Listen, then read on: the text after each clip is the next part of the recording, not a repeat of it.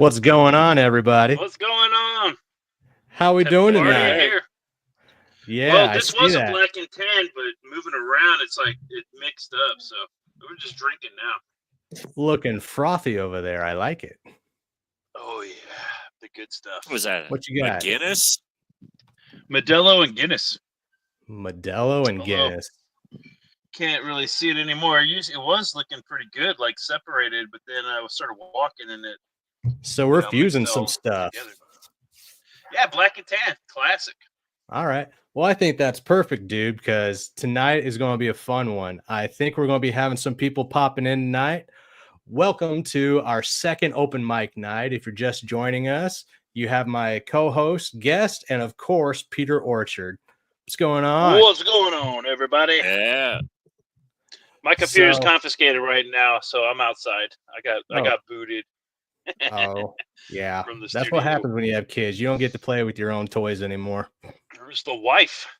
Oh, it was the wife. Stole my computer. Yeah. Oh. So she could run a grocery store. That's not even a battle you can win. No, I didn't even try, dude. All right. All right, I guess I'll go outside. So, guys, with open mic night, here's how it usually goes. But we only have a few viewers right now, so I'll just lay out the land right now. What we're going to do is we're going to open up the chat with a link into the panel. And whoever comes in first, I'll try and keep it in order. That way, you know, it's respectable and people get to come in when they need to and whatnot. But what we're going to do is have you come on. You're going to have your tabs ready if you have art or books or whatever you need to show. And you'll hit the present tab when you get into the panel. You'll share it. Make sure you hit that audio button if you need audio for a video or whatever. And we'll just be talking to you about what you got going on, man. We're doing this because not only do we surf different campaigns on the different platforms like Fund My Comic, Indiegogo, and Kickstarter, but we want to start getting out there and seeing what else people are working on, because we can only get so many people in here at a time, even for single streams. And not only dedicating, you know, like an hour or two to creators, we also want to try and get like those 5-minute interactions where you can just give us a pitch perfect elevator pitch. So here's what I'm excited. I want to get excited about these comic books, man. Yeah. So be pumped, be ready. And I'm about to put the link in there right now.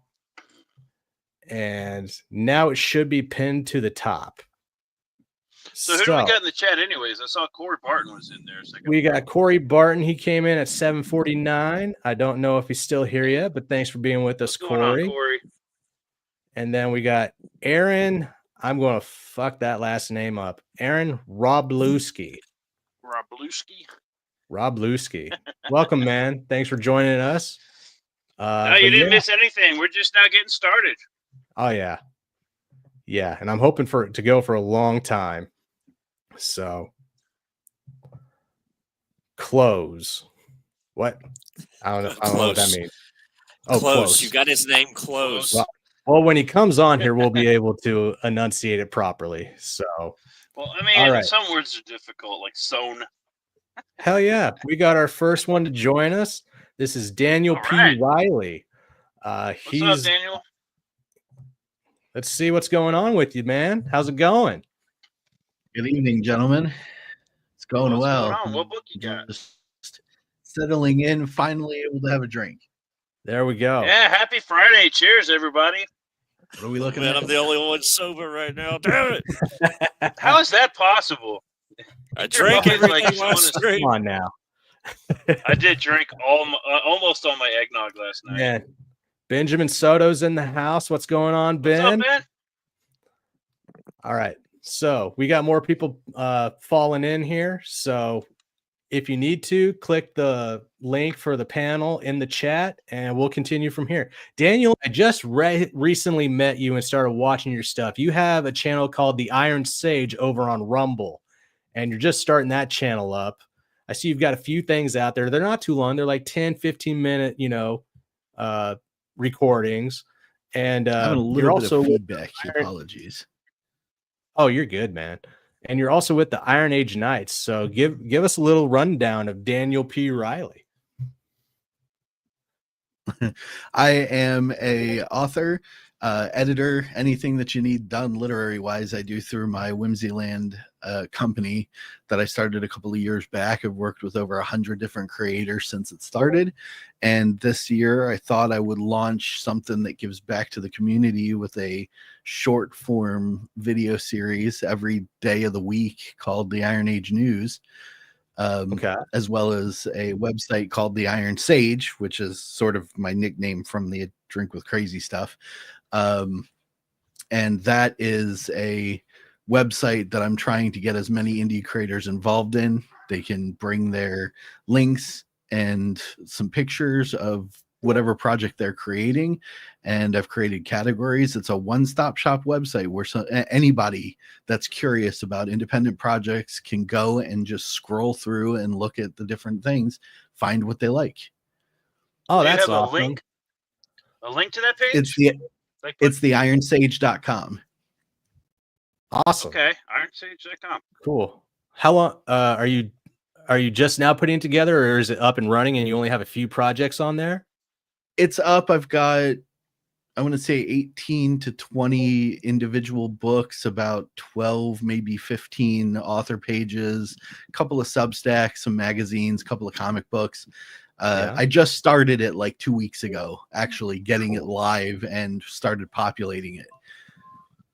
That's awesome. That's what I like hearing, trying out new things, like breaking away from the norm of just doing like, the live streams that we do and everything, but actually like trying to take inventory and stockpile it in one domain where everybody can get to it. Are you also doing like, I don't know, music or anything else there? Or is it just strictly like... Personally, I write novels, and I have a comic book adaptation of my novel series, which is G Sedai, the link that I have it next to my name there. gsedibooks.com is where you'll find it. It's a futuristic cyberpunk light novel series I've been working on about a modified neo samurai for an evil corporation who rescues a sex trafficked girl and kind of realizes that there's a better way to live with these incredibly killer skills that he has. So he protects her even from the company that created him. That's right up my alley, man. I've got two novels done. Two novels? I've got 2 novels done. The third one I'm working on. It'll be released this year. And then we're finalizing the third comic adapting the first novel. The comic run is like 6 comic books. So that's my first attempt at making comics myself. I've been a reader a long time, but I finally thought, hey, I'll try making a comic. Got myself an artist, and here we are. That's awesing. Do you have any? How is that experience going, by the way? Like, I'm curious. I'm an artist, and I'm trying to learn how to write, and so I was kind of curious to see. I'm hearing so many different mixed stories on like art, the struggle to find an artist. You know what I mean? Yeah. The struggle to find an artist in the indie sphere is crazy. I ended up working with a gentleman that was recommended from another colleague of mine that writes books, who also started making a comic series. And Kevin's been fantastic. He's my artist, Kevin Jacob. But before that, I was talking with different people. I had some folks flake out on me. It's a crapshoot, guys. It really is. Yeah. Did you ever look? Where did you find them through the community, or did you like go to Fiverr? Where'd you find these guys? I found him through the community. It was recommended by a colleague of mine that also another novelist. He wanted to do a comic adaptation of his series as well.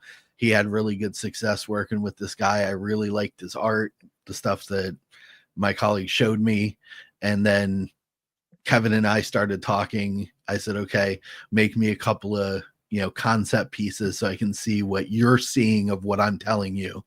And when he kicked them back to me, I was like, this is awesome. Let's go. So Corey Barton in the chat, he asks, is it really that hard to find an artist? Corey would ask that, wouldn't he?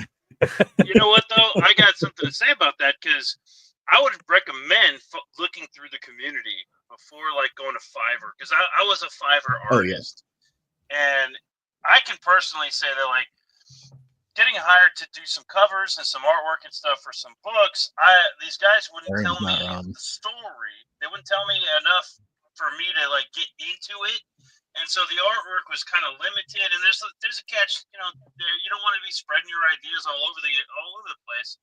But it's like one of the problems that I had as an artist was on Fiverr, and I'm kind of just getting away from Fiverr. Was just trying to get into a project with limited information and trying to give the you know what my clients or whatever what they wanted. I'm trying to do the best that I can, but they're just giving me bare minimum. Anyways, to make a long story short, as like from the stories that I've been told, I say go look for people in the community, and there's always Fiverr as a backup, but I think the community where you can actually go see what projects they've worked on, you get to know them through the social media aspects and everything. Yeah, build a rapport. That's my recommendation. Most definitely.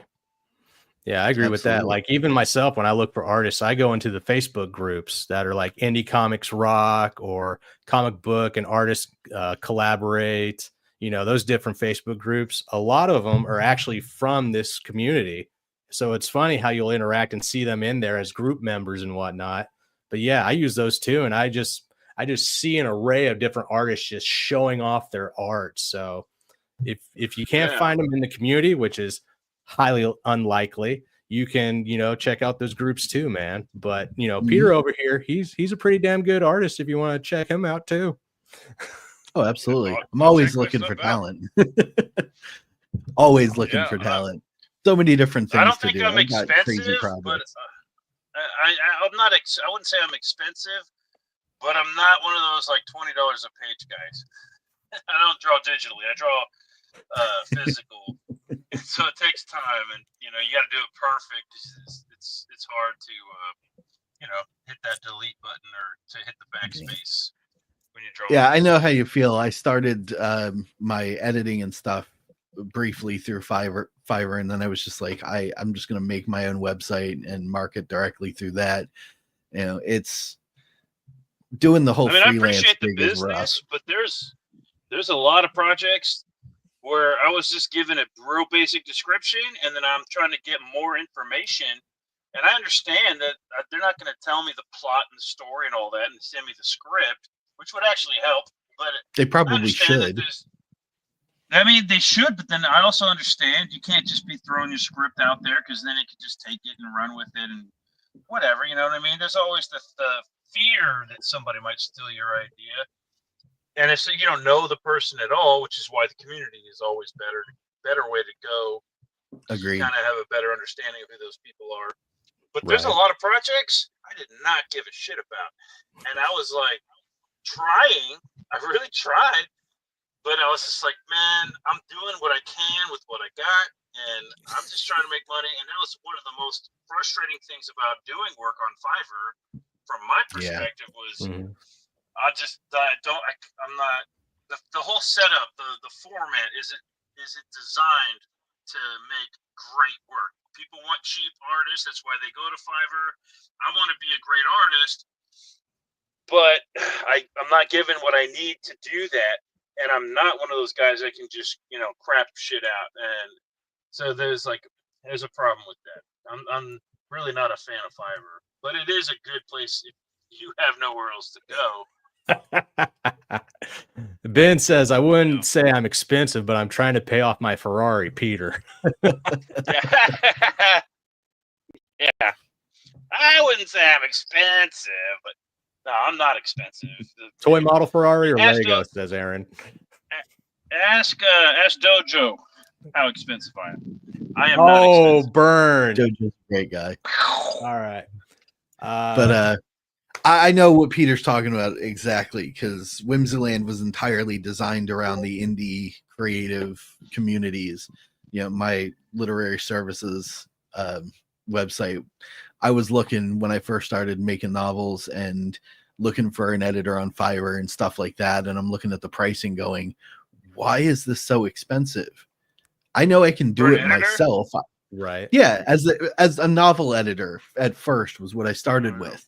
I was a teacher for 10 years. I'm used to grading people's stuff and correcting people's things. Sure. I can do it just fine, but I wanted somebody else looking at the book and catching the things that I couldn't catch.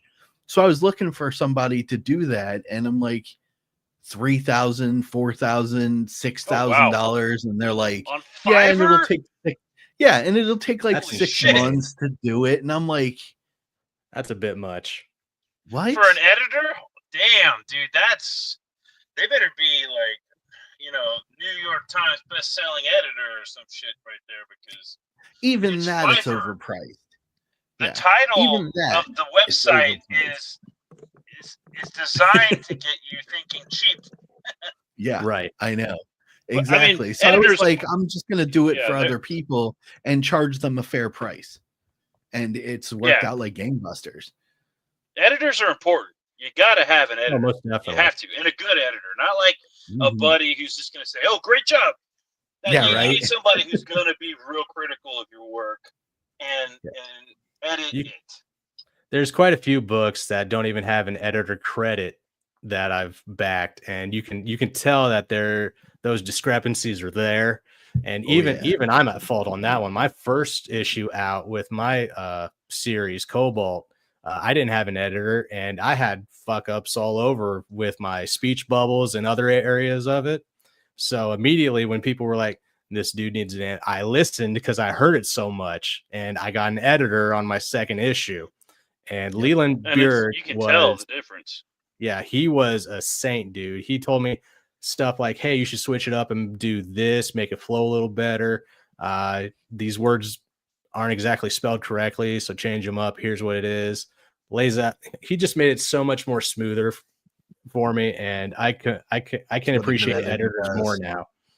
Yep. But Daniel, we're coming up at the 20-minute mark. I think it's time for a second creator to come up on here. I appreciate you coming in, man. We'll definitely have you back for an actual live stream one day. That'd be great.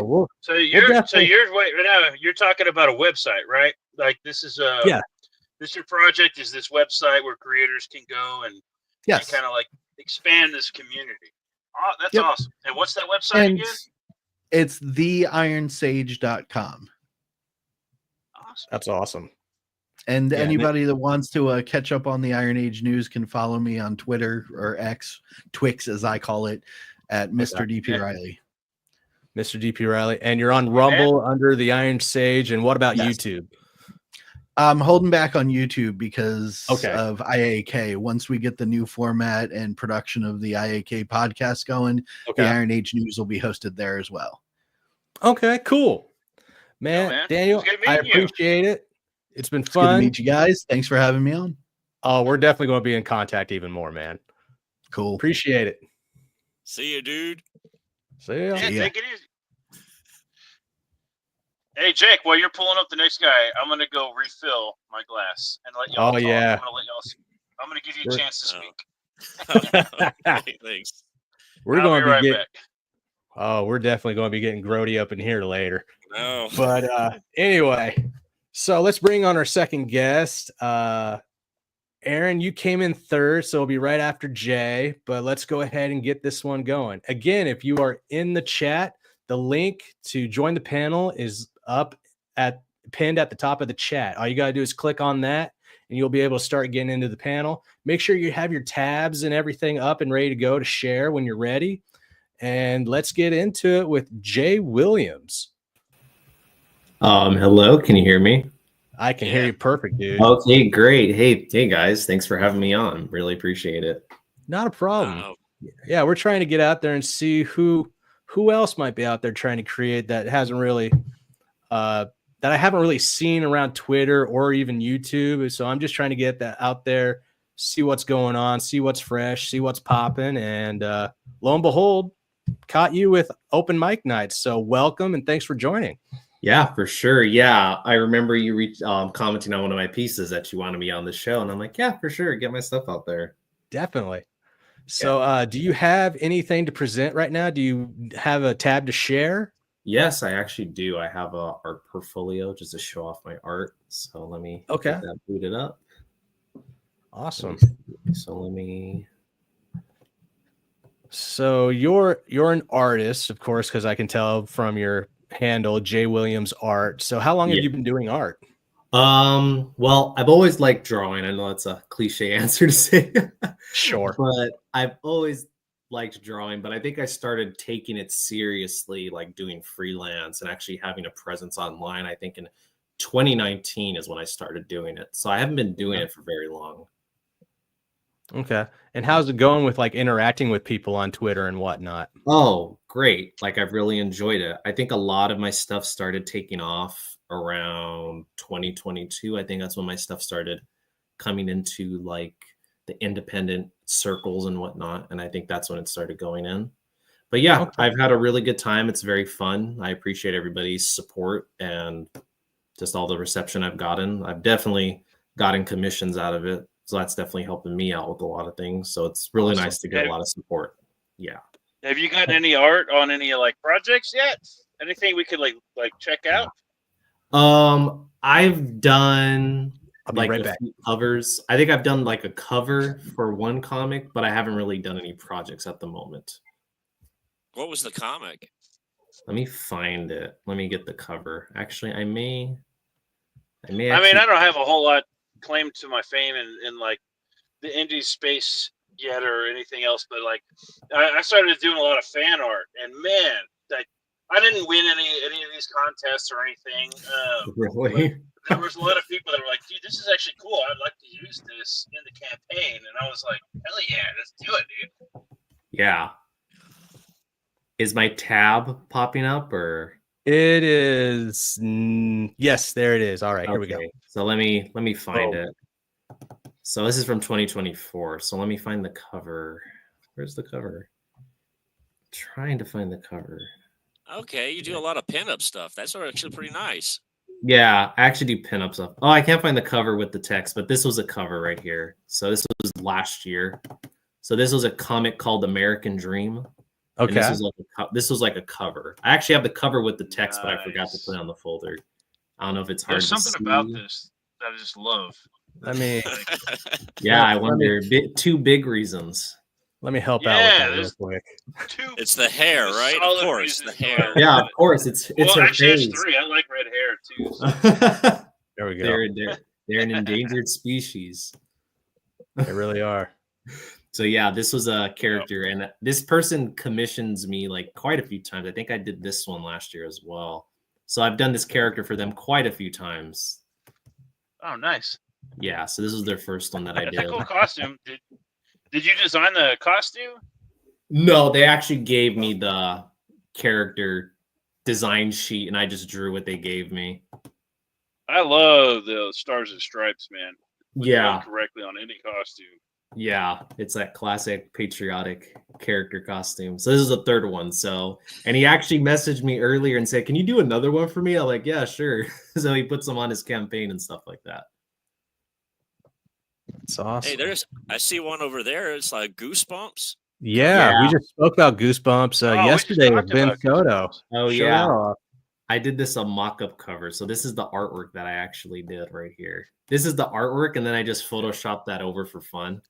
Okay. And then I like Oh, that. yeah. though. yeah, let me put it in again. My bad. That's awesome. Yeah, and then this is the actual drawing by itself. I love the silhouette hands. Yeah, I Yeah, did that's like all cool. the That's a cool touch. yeah, I did like all the different monsters and the different things. Yeah, I think this drawing, I think this was one of my quickest drawings because I did it in like a day. Drawing usually takes me 3 days, like a full body Yeah, like color solid. illustration. But this As a one took non- me like a couple hours. I was gonna say, as a non-artist, Dan, both you and Peter, both of you guys over there, this only took me like 2 hours, 3 hours. I'm like, oh, that's great. Hey, That's sometimes it takes 2 lunch breaks. Oh my god. Yeah, so I've been doing a lot of this work on Twitter and putting that out there. Okay. And let me see what else I've done. I also did. Oh yeah, this was like my biggest commission I did, and this one was like huge commission. Oh, is that Sister Mercy? No, but it's like Oh, okay. the person wanted like an outfit like that. But I Right. did just a bunch of like they just let me do whatever. They just this is another client. They just give me a prompt and then I just do whatever with that prompt. Well, you did pretty damn good. Was this for a book? No, this was just hey, I got a prompt for you. Can you draw a nun with a gun having fun? And I'm like, sure. Can she be shooting demons? And he's like, yeah, that's fine. And I was like, oh yeah, all these female demons around her could be like succubi or something like that. Yeah.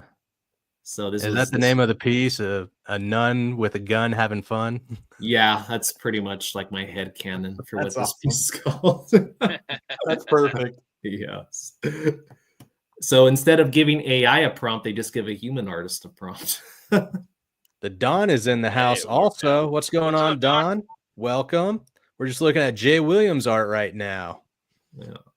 And I gotta say, I am loving it. Thanks. My eyes keep going to certain areas, but we all understand why.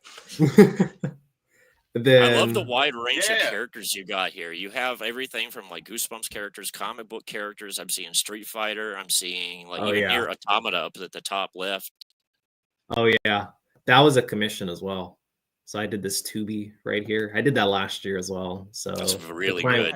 Thanks. Yeah, that sword. Nice tits. I had to make sure they were front and center, but I always used to be so intimidated by like drawing these really intricate details like in the sword and everything. Now I enjoy it. Like doing this kind of stuff is like very soothing for me. Like I can just do a really detailed drawing and just get lost in it. Just turn on some music and get lost in it. So I enjoy it a lot. Is it difficult transitioning from that very tedious feeling to just finally being able to relax and be like, this is my flow? I would definitely say the most tedious part in the process for me would be the sketching part, because I got to make sure the pencils are just right. Because if I get it messed up, like if I'm doing it with the line art and the colors, then it just starts being like, oh man, I have to go back into the sketch and fix it and all that. So I would say it gets tedious when I first start figuring out what I want to do. And I think sometimes when a client specifically wants something, then I have to make sure like, okay, now I have to work in certain parameters. But overall, I enjoy the process nonetheless. But if I'm going to be honest, I would say like doing the penciling is the most tedious part for me. Okay. Yeah. But it's that struggle that makes it a joy, I think. You know, there's an enjoyment to that in some way. Do you have you said you're working on a book? No, not at the moment. Okay, artist for hire? Yeah, I'm pretty much an artist for hire.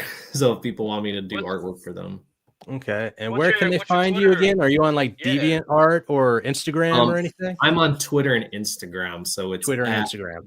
Jay Williams with the Z art, because there's another Jay Williams and he doesn't really post anything. So I just have the one with the Z. So it's my handle on the stream right now. That's on Twitter and Instagram. Okay. So drawing appealing women is a hard thing. I am not this good at it. Really? Drawing women is like hard? I've heard people say that. I can draw monsters all day and night, like with my eyes closed. Drawing a hot chick, I don't know what it is. I have a really hard time drawing like a seductive hot chick. I like that rogue. Oh yeah, this was another commission. I actually drew a rogue for fun. I'll go to that one after, but this was a rogue. They wanted her in a certain outfit, and I was like, "Oh yeah, of course. Here you go." So I was like, the hair's popping. I love that. Yeah, I always wanted to I wanted to get that effect with the hair. So I was like, yeah. So I was really happy that the client liked how it came out. So I was very happy with that. Awesome. You know, the Don, he actually does live draw streams and has a couple of people on. You and Don should probably hook up and see what can happen over there. Oh yeah, definitely, totally. What was his name? The Don Draws. Don. So his channel is called Don Draws Stuff, and yeah, for sure. Yeah, Yeah, man. I'll definitely follow him Last on time I went Twitter. on there, my computer screwed up, but I do Oh. plan. If you keep sending me the link, I will show up, Don. I promise. Yeah, totally. Awesome. Aaron That's a is now good one. following you, Jay. You got a follower out of this. Oh, great. Thank There you. you go. go. Thank you. Yeah, I'm actually open for commissions. So if you need any artwork, just let me know. Not at all stalkerish. It's like D-Wag's in the house now. Welcome, D-Wag. What's up, oh, hey, D-Wag? Darren. I remember Darren. He was really hyping my stuff up. Like Darren's last awesome, year. man. Yeah. Okay, let me see. Can you still see my tab? All right. Oh yeah. All right. Show us your favorite piece that you've done so far, and then we got to move on to the next guest. Yeah, for sure. Oh man, this is a hard one. So I would say this one. I think this one's my favorite. Did you do the colors on this? Yeah, I did the colors and I did the line work and everything. Awesome. All right. So you do colors too. Nice. Yeah, this was a client's commission. They printed and framed it, so it's in their office. Oh, that's awesome. Yeah, so that was a fun piece to do. So that's all I got. I love that. Well, if you like doing pinups, you could probably sell calendars. Oh yeah. I mean, pinup calendars would be interesting. I mean, I could definitely do like original characters. I could do like a theme. Yeah, people have told me I should do coloring books, and I'm like, oh yeah, I could totally do that. Dude, you could do a pinup. Just come up with like random stuff. You don't use IPs or anything. Just come up with random stuff and make exactly a pinup book over on like Kickstarter. Like I'm always joking with the Kickstarter covers, but something like that would be perfect for Kickstarter. You make a killing off of it. Oh yeah, I think maybe I should do that. Definitely a calendar. Totally. Yeah, I think when a calendar or just a pinup book. Yeah, Aaron's all about it. He says sexy aliens and space calendar. Yep. Hell yeah. That would be a good one. Definitely a good one, especially if America gets to Mars. We'll definitely have that. Ahead of the curve. Ahead of the curve. Set that calendar for 2050. For 2050, make it when I'm about like 50, 60 years old in 2050. I'll make it. All right, Jay. Thank you for joining us, man. I've absolutely loved it. This is really good art. Likewise. Thank you very much. And again, if you want to follow me on Twitter, it's at J Williams Art. Williams with the Z at the end. Art on Twitter and Instagram. So that's all I have. Thank you for having me on. Yeah, I appreciate it, Jay. Thank you. It was good meeting you. Yeah, for sure. And if you ever want me back on, I mean, I'll be available. I'll just work it around my schedule. Oh, dude, hell yeah. Yeah, definitely. Thank you very much. Not a problem. Yeah. Dude, I'm liking this. I'm liking this a lot. I'm glad we actually set up to do this because this is just showing us like so much of people that I haven't met yet. And yeah, for sure. Right. Yeah. All right. All right. Jay, we'll check you later, bro. Yeah, later. Have a good evening. Have a great weekend, everybody. You do the same. Later. Later, dude. Later. Okay, I'll hit it. I was expecting him to hit the leave button or whatever, but whatever. It's cool. All right, it's next like up, we got. Don't want to hang up on each other. Yeah, right. Like... I'm that guy. Be like, bye. No, I'll see I'll check you later. No. What are you watching? Next up, we have Aaron, and I'm not even going to attempt it until he actually gets up here. So, Aaron, welcome to the party, bro. Oh, you're muted. Hey, good. Technical difficulties. Technical difficulties. How you doing? You're good, man. What's going on? Ice and Bone. I've been seeing this one go around now. Is that what you're about to present to us? I am indeed. Yes. It's if you like samurai action horrors, this is your jam. It's the fifth in the series. It started with Blood and Fire, which is being published through Red 5 Comics. This is the sequel. So second of the sequel, so fifth in the series. Nice. So how long have you been working on this series now then? I actually just got a reminder through Facebook, 3 years. Nice. Nice. So still fresh, but not too far out to where people can't get like, catch up and still be, a hot commodity. Yeah, exactly. Yeah, I've got catch up tiers, both digital and physical.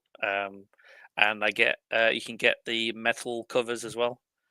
Slightly more expensive because how they get printed, but some people like it. I've had a few interested people getting the. Do you have metal a covers. link to share? Yeah, it's in the chat. Should be. Or something to look at. Let's. I can resend it. Should be right at the top. Oh yeah. Okay, you sent in the private chat here. Let me get it going.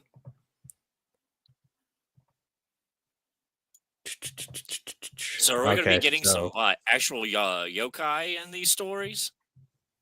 It has supernatural horror elements. I'm trying not to spoil what comes into it. Sure. But yeah, the second season does get more action packed than the first. So if you like sword wielding, decapitations and death, then I'm definitely more. I kind of set each issue with certain elements of action, but there is a certain scene in the second one which I'm really looking forward to seeing because my artist, as you were saying before, like trying to find artists can be tricky. Luckily, I actually fell into the artist who's doing this for me. Okay. So it was actually kind of very easy than normal. All right. Here we go. Yeah. Ice and Bone. 1 and 2 samurai action horror. All right. Okay, so it's still in funding mode. Okay, you haven't hit your goal yet of how much? 3,500? Yeah. Okay. Creeping up slowly but surely. Nah, 93 backers already. That's pretty damn good. What's going on, Colonel Zaid? Welcome to the party. Yeah, so if you scroll down, you probably see some of the page artwork. Okay.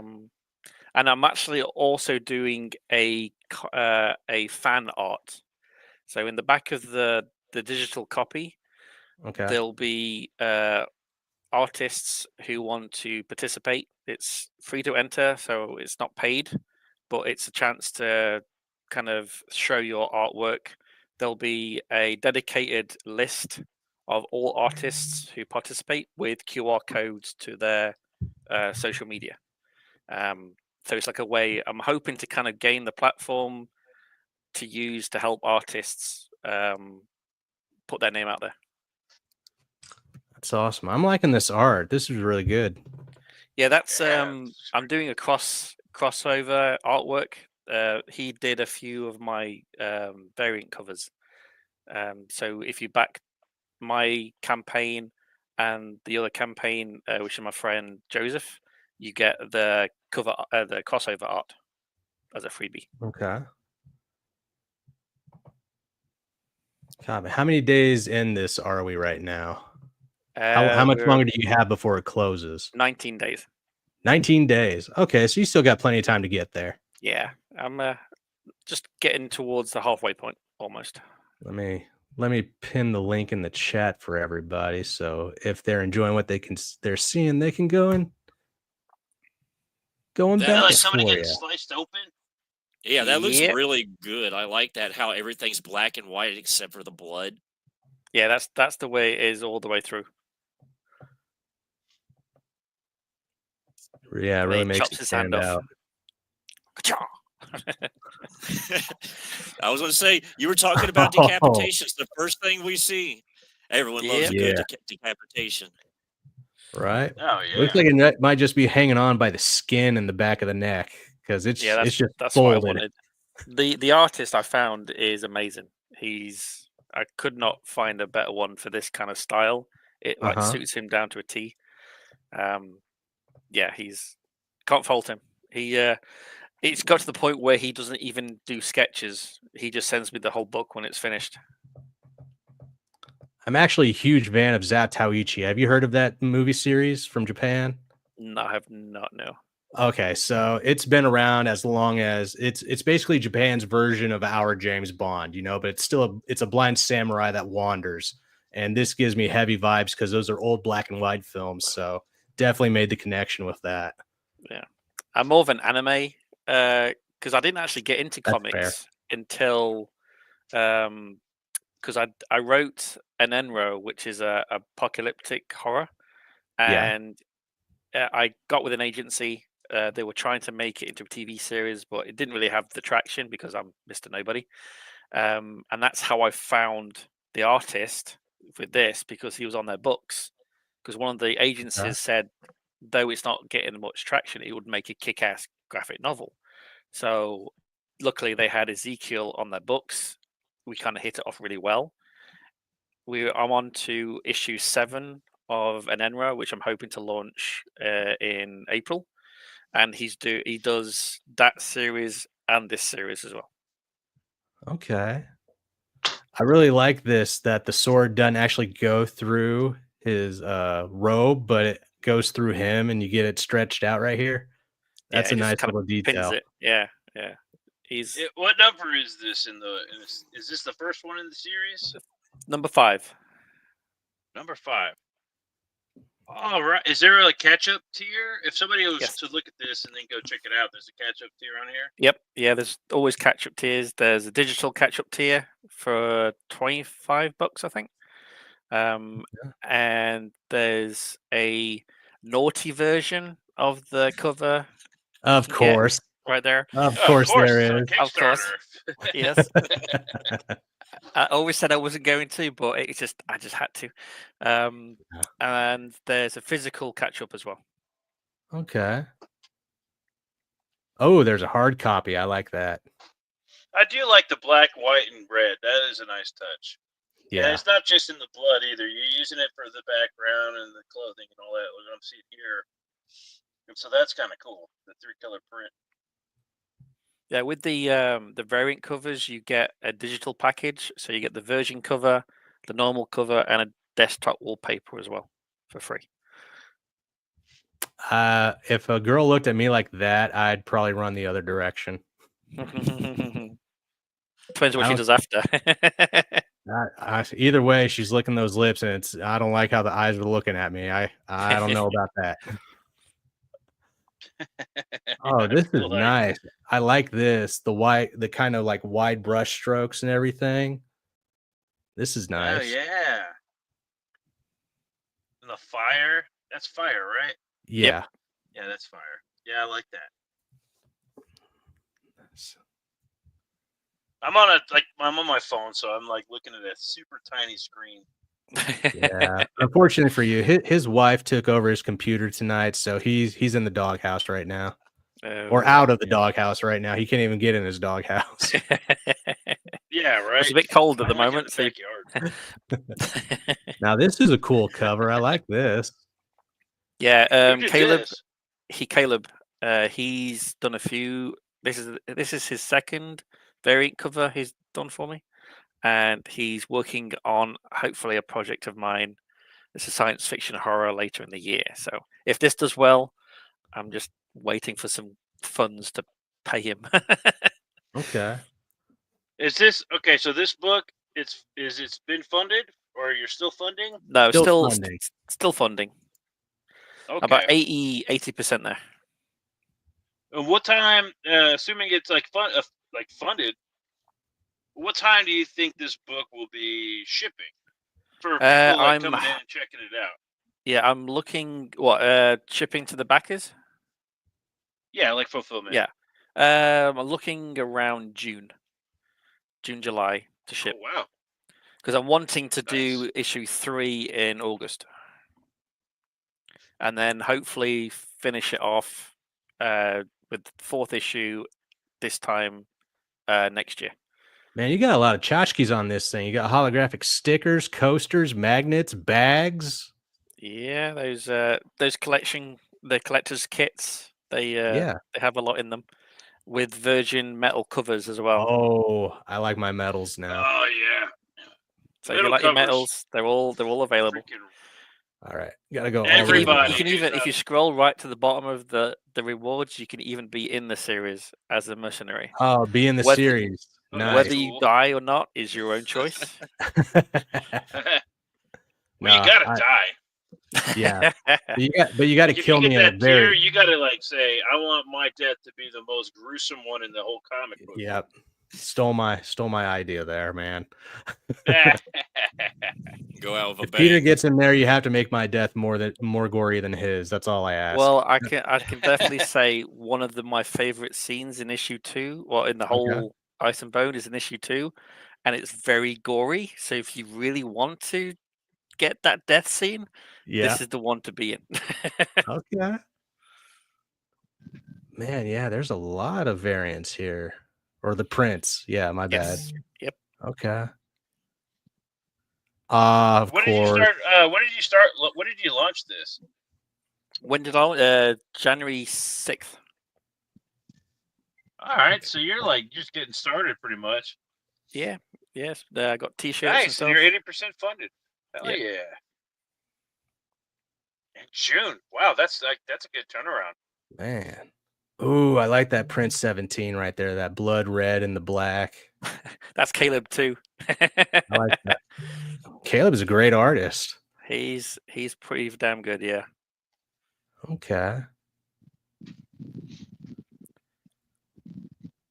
So all the digital packages you can get, and then as the backers go up, you get free comics, which have been Okay. kindly donated to us. Oh, should we watch the nice. video real quick? Yeah, if you want to. All right, let's do that.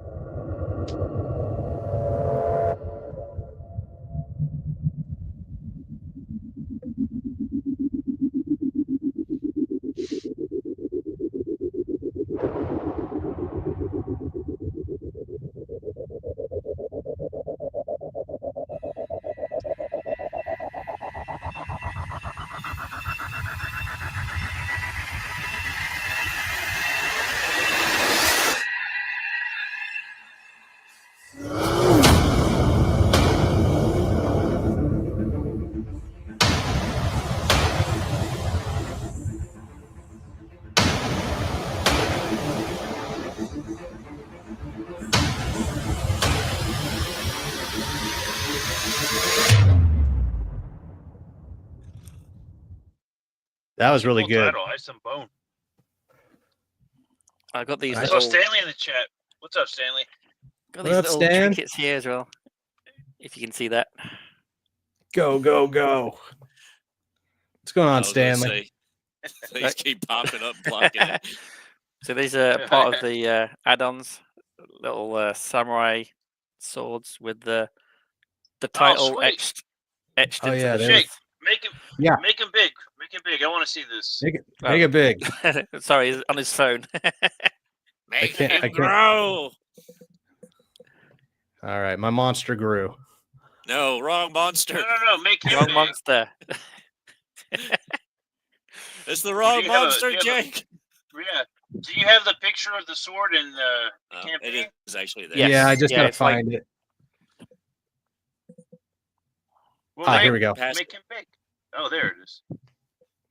So each issue Yeah, has that its looks own pretty sword. So you can make a big collection, or you can just pick which one you want.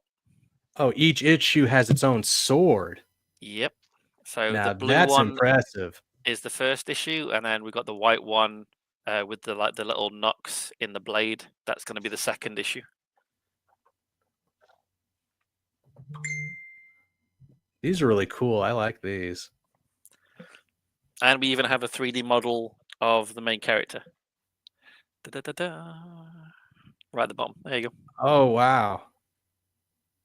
You really went all out. Nice. Yeah. It's 6 inches tall, Phew.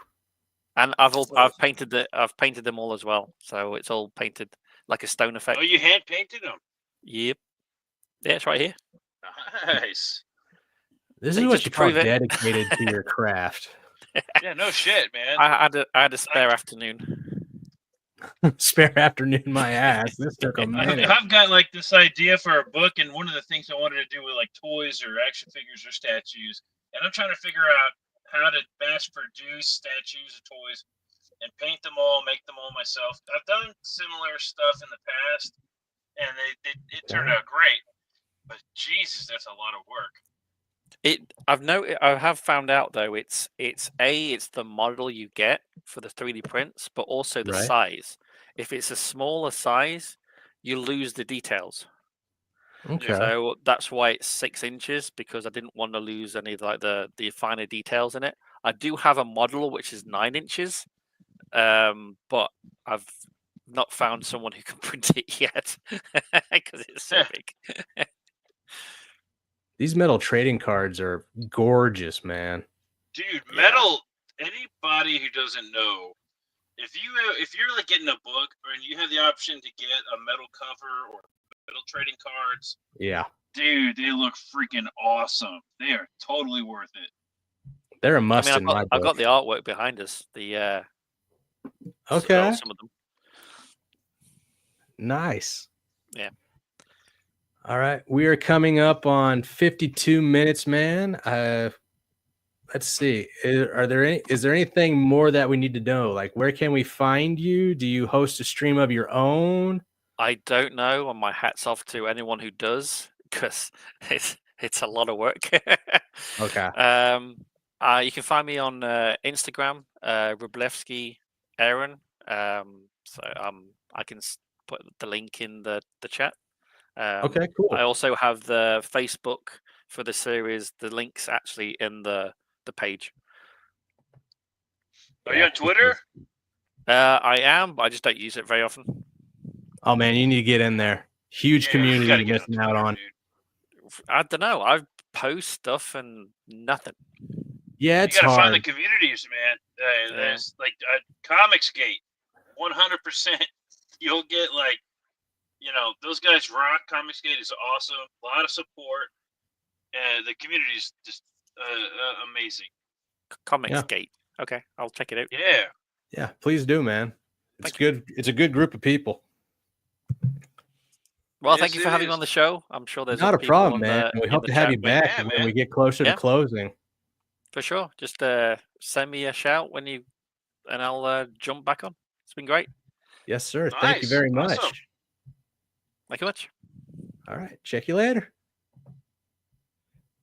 That's pretty cool. I like that's a really good campaign. That's really good. You don't see a lot of samurai stuff out there, and the artwork looks badass. Yeah, and hey, check it out, man. It's on Kickstarter. Finally, something that isn't all just TNA. Something that actually has a little class. To be fair, he's got his TNA covers. It's one or two compared to all the other metal prints and art prints that he has. If you got that, you've got to go on Kickstarter if you got your TNA. You know of course.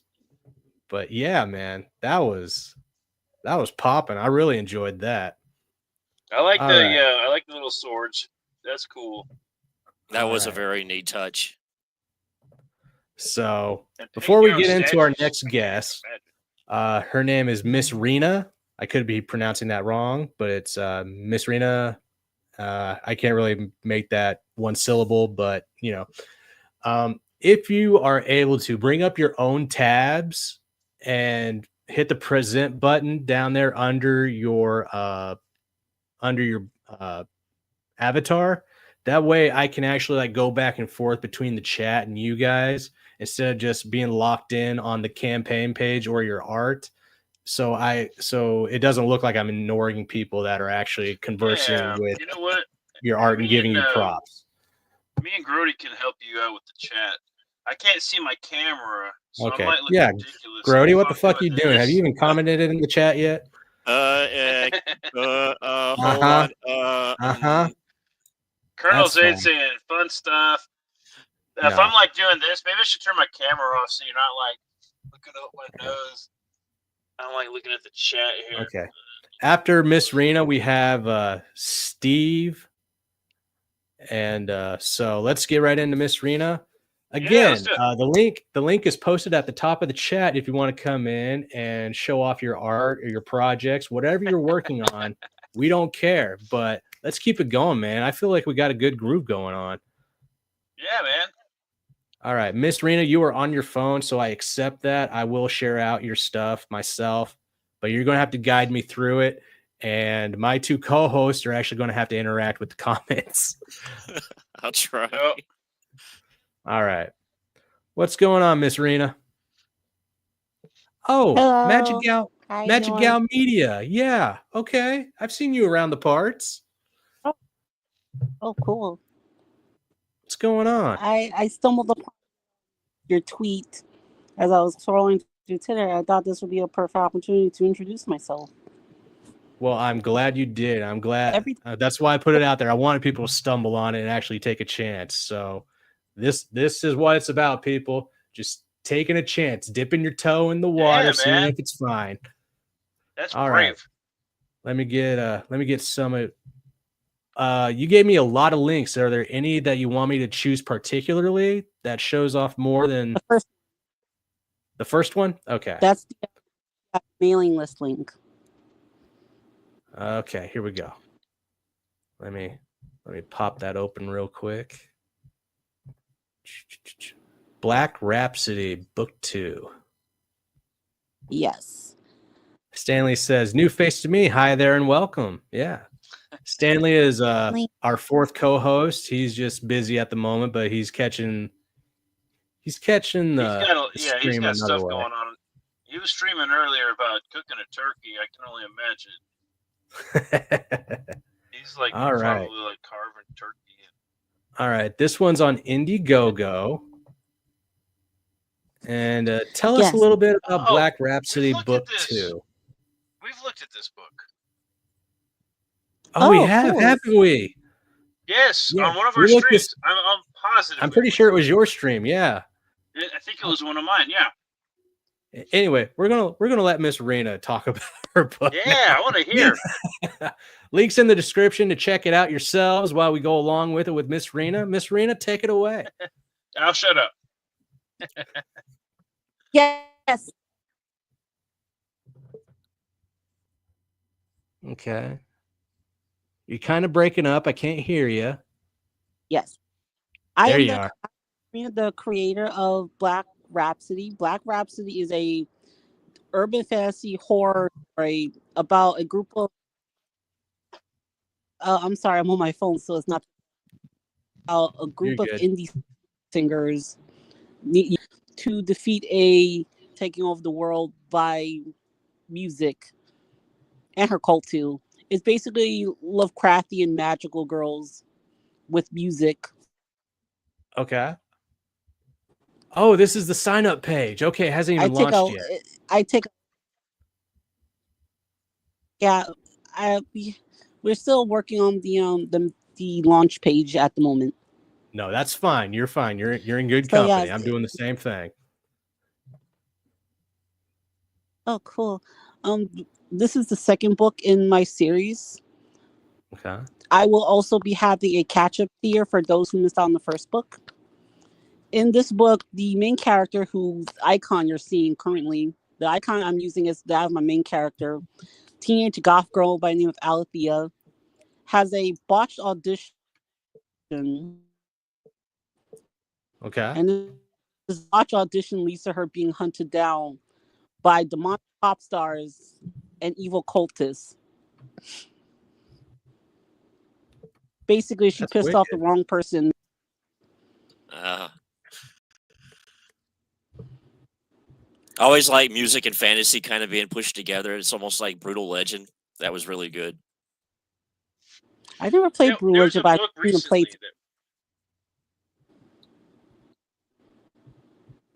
Go ahead. Oh, I was going to say I never played Brutal Legend personally, but I've seen playthroughs of it. Very fun. Or looks fun. Wasn't there a book recently we looked at where like somebody was like it looked like beat sticks, but they were like flutes, like talking about like music and powers and stuff. Yeah, I hear you. Oh, that one's called Discord. Yeah. Oh, yeah, Discord. That is cool. Okay. It's a unique thing. You don't see that very often, so that's a cool touch. Yeah, if you scroll down a little bit, you'll see the main villain. Her name is Bella. She's an ancient god turned pop star who basically has let's just say has a temper on her. It doesn't like when people, being an ancient god and stuff. It's like when mortals disrespect her. We learn in this second book, we learn more about Dusabella's and her backstory, as well as why Alethea gains the power that she does. To give more information about Althea, she's able to transform into like a dark fairy form, which is going to get elaborated upon in later in the series. But her music genre that she's based on is based on ethereal wave, a goth music genre. And each magical girl in this series is named after a goddess from mythology. For Alethea, her magical girl identity is based on the Greek goddess of witchcraft, Hecate. Using the power of music, she can summon the spirits of the dead. But it's kind of a unique take on the concept of necromancy, where instead of summoning the dead, using them as tools, she gives the dead a chance to enact their own vengeance. For example, if she is in front of a murderer, she will summon the victim of said murderer, allow that victim to mete out their vengeance. She's a reverse necromancer, where she's giving power to the dead instead of taking power from them. Interesting. Okay. I really like this art piece right here. The colors are really nice. I like it. The lighting on the hair and then on the cheekbone right there. I like the glowing eyes. That's really cool. The art was done by a Marvel artist by the name of Alti Formicia. She worked on the Unstoppable. Worked on what? You broke out. I think Spider-Woman as well. So I have an experience. Oh, I'm sorry. I was gonna say I have an experienced artist working on this book. Okay. Like an industry artist. Oh, okay. Well, you got a leg up against some of us then. Can you hear me? Yeah, I hear you fine.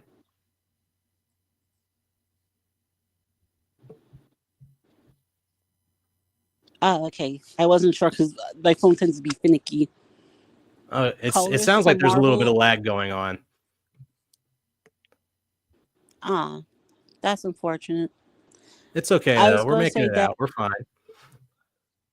Not all the pages are colored yet. The book is still currently being worked on.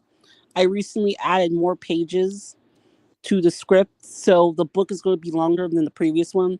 The first book was 35 plus pages, 34, 35 plus pages. That's pretty good. This book is going to be right up our alley. That's what we like. More pages, more story. Yeah, we want more story. Yeah, a lot of people told me that. So give the people what they want. This book is going to be 60 plus pages long with more content, more story. All right, so it's instead of being the size of like a regular comic book, it's going to be more of the size of like an annual comic. Okay, that's really cool. And let's see, how are the other links that you shared with me? Do they have more of the artwork for this? Yes. Okay, so I'm gonna find those little bad boys. And when is this book launching? We're still currently in the talks about when to launch it, because I'm in talks with my editor about when's the appropriate time to launch it. As we still need to look at the other pages and tighten them up. But I will announce it as soon as we nail down a date. The book right now is 50% completed. That's excellent. Again, the link is in the link is in the comments to go up there and sign on this bad boy. This looks pretty good. And you're trying to get the book pretty much done before you launch. That's pretty cool. So you don't have to. There's not going to be as much wait. Yeah, I know people don't like the waiting part. And I will admit that I did have a bit of a late campaign my first go around because of some circumstances that happened. So in order to that happens. You're in good company there. Yeah, you're fine.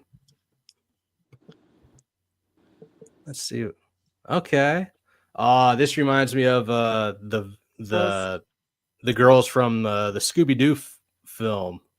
The Hex Girls. The Hex Girls, yes. Yeah, that's exactly what that reminds me of. The main character's costume was kind of based on the Hex Girls. I noticed that. That's cool. Nice little homage. Yeah, this is like a homage print I want to use for the campaign. If you go to the next one, the next image. Okay. This is one of the pages in the book. Dulcibella is a god that can control shadows. And she's not very happy with one of her followers, let's just say. She has a bad time. Yeah, it looks like it. I like being choked a little bit, but I don't know how I feel about a shadow doing it. I don't know. Oh, God. That sounds pretty hot, dude. I've been hearing some stories lately about, I don't know, never mind. I like the shadowing in this one because it's a little bit more transparent than just looking like black ink. Like you can see it it's kind of smoky. I really like that effect. Yeah, I was originally thinking about going for the black ink effect, but then I realized, no, if shadows are not a tangible thing, so they wouldn't appear inky. Right. I get that. Okay. Let me try. Who's the artist? Did I miss that? Did you already tell us who's the artist? She roboted out. So if you could. The artist is LT Formitzia. Oh, okay, cool. Is that that's okay? So that is on Twitter. You have what's your Twitter handle so that people can get updates? My Twitter handle in my name tag is Magic Gal Media. Magic Gal Media. Okay. I think I follow you already. I know I follow you. Yeah, this stuff looks pretty cool. Thank you. Yeah, we follow each other. Okay. I knew I've seen you around. Do you follow me? If you don't, you got to follow me. I'm the best. I don't know. It's Peter Orchard Studios or _ Peter Orchard on Twitter. It's pretty cool. All right. Miss Rena, I thank you for showing off your Indiegogo campaign and a couple of pages with us. You gotta let us know when you launch. Yes, let us know when you launch because we'll have you back on. Oh, cool. Thank you. Oh, I want to say there was another page. If you go, is this the same page? I'm sorry. Sorry, say that again. There's another page. Check it out. You gotta check out. Oh, there's another. Let's see. A main page. Same page. Okay, so there's another link. Okay, I'll get that one real quick. Let's see. Was it the Mario theme song? The cave sound? No. That's what I heard. Oh, okay. I see what I'm looking. All right, here we go. Yes. If you sign up today, you will get, upon the book launching, you will get access to 2 version covers and a special print.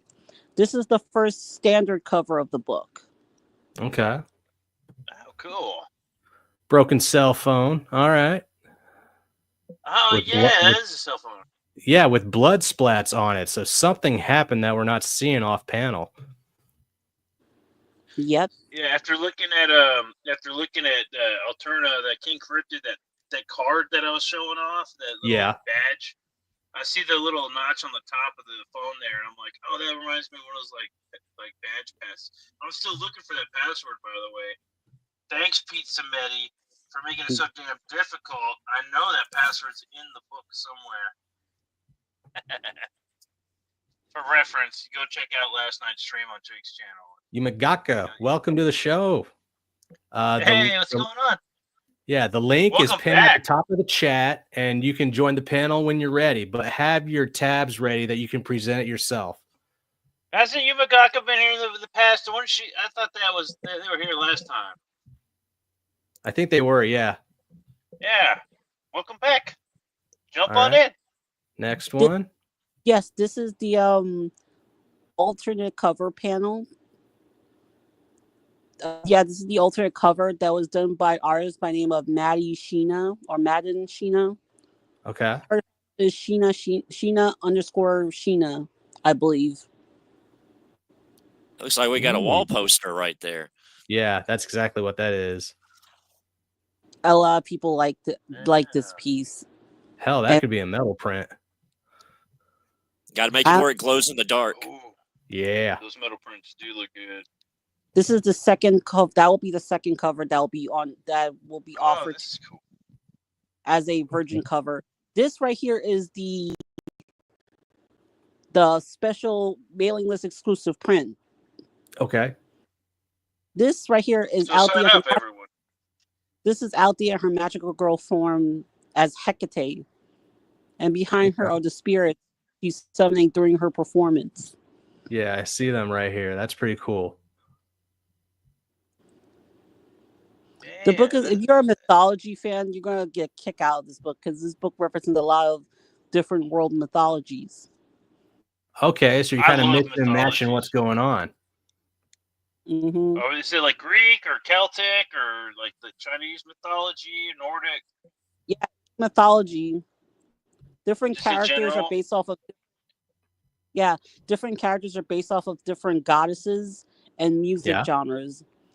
Like the character you just saw is based off the Greek goddess Hecate, as well as the music genre ethereal wave. How long have you been working on this project? For me, for a good, almost a decade. Really? Oh, wow. Yeah. Okay. So you got a lot going on with this one. All right, I like it. That's nice. Guys, the sign up page, the link is in the chat for you right there. Sign up pages are awesome. /project/Black Rhapsody Book 2 coming soon. Magic Gal, or do you want to go by Magic Gal or Miss Rena? Does it matter? What's going on? Preferable. Okay. Miss Rena, I appreciate you coming on. It has been fun. I like the look of the book. You got some excellent art on there. I'm going to sign up for this one. I actually do. I like the interior arts that I'm looking at. Cool. If you like the idea of seeing musical magical girls using the power of rock and roll to slay demons and dark gods, sign up for Black Rhapsody today. Nice. Yeah. I like it. I love musicals in the form of comic books. There's a book, by the way. No. Stop him. Turn his mic up. A musical. All right, Miss Rena. We appreciate you being here, and we hope that you come back. Make sure that you set something up for when you launch or after you launch. That way we can get back on the project and help spread the word a bit more. Yes, I look forward to coming back again. Hell yeah, we'd be happy to have you. Yeah, man, definitely want to keep up with the progress on this book. That's awesome. All right, we'll check you later. Thanks. You too. Bye. Bye. We need to have the Jeopardy's theme play every time we have like a technical difficulty on our side. You ain't lying. Okay. All right. right. Every time I mention pitter patter is a technical difficulty. No. Yes. Pitter patter is a technical difficulty. We don't need that. We silenced you on purpose. That wasn't a technical difficulty. That was working as intended. All right. Let's check where we're at with the comments so far. Yumagaka, good evening, everyone. Been a hellish week. Going to watch for a few, then go to bed. Okay. I thought you were going to come up on here. It has been quite the week. We had a full moon this week, and it's been a fun one. Yeah, but this is the perfect way to end it. Exactly. Yeah. Excellent. Like fun, chill time, drinking. At least I am.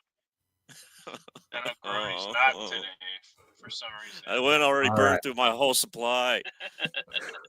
All right. Next up, we have Steve. So, Steve, have your presentations ready, and we'll get right to it, man. I'm excited. Yeah. All right. I have to do like Stanley and make some toilet wine. Boom. What's going on, Steve? How you doing? What's up, Steve? Hey, can you guys hear me? Yeah. Can hear you fine. Hey, can you guys hear me? Oh, okay. Hear you. Yeah. Somebody's screaming at you. Sorry, I'm dealing with like basically a Commodore computer over here. So no, Daddy, no. Okay, so yeah, apologize if there's a tag or anything. It's all good. So yeah, thanks for having me on. I'm here to talk about my comic that is going to be on Kickstarter next month. Okay. That I'm going to be promoting. It's called The Dirty, the Filthy, and the Dead. It is a horror comic with a touch of comedy. Yeah, it's as I've been kind of promoting it, it's sort of like a Seinfeld episode, as if directed by David Lynch, is how I kind of think about it. That is an interesting concept. So I it's can like show almost you like some of the done so far. Okay. Do you have any art to present or anything? Yeah, I clicked on the tab. Oh, sorry, this is my first time. Oh, you're fine, man. Yeah. Yeah, no yeah, sweat we it, make man. more mistakes than anybody else here. You're good. You are not lying. No shit. Go back and look at some of my first streams. Yeah, I do have some tabs. Look at up, Jake's but first I don't know. My Jake's first streams were not even atrocious. first stream. Go look at like the 20th or 18th one. God, I fuck up all the beginnings. Look at my live stream last week. I had tatas flopping around on my screen. It was unexpected. It was Totally not on purpose. Not on purpose. Yeah, not at all. So you're launching when? When's your book launching? Yeah, I can share the tabs with you. Let's see. Okay. Oh yeah. Yeah, just under the avatars down here below, hit present. And it's a first issue. It's a 4-part. So we're just getting the first issue out there. Hopefully we make our goal, and then we can move on to the second issue. Cool. Yeah, man. But all you gotta do is hit tabs present so and share screen. Yeah, hit present and then let's see.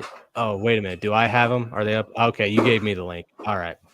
Boop. Let me get that. Let me just click. Wait a minute. No, that's Aaron. Never mind. How many pages are we going to get for this first one? It's going to be 22 pages. Okay. And the second one be maybe a couple pages more. Then maybe depending on that, I might combine 3 and 4 issues, 3 and 4 if I can. But it all depends on what happens with this first issue. If I make the goal, but even if I don't make the goal, I'm still gonna get the first issue out there one way or another. Oh, that's good to hear. Oh, all right. Just lost Peter. It's on you now, Grody. No. Steve, are you trying to present right now? Because I'm not seeing anything pop up.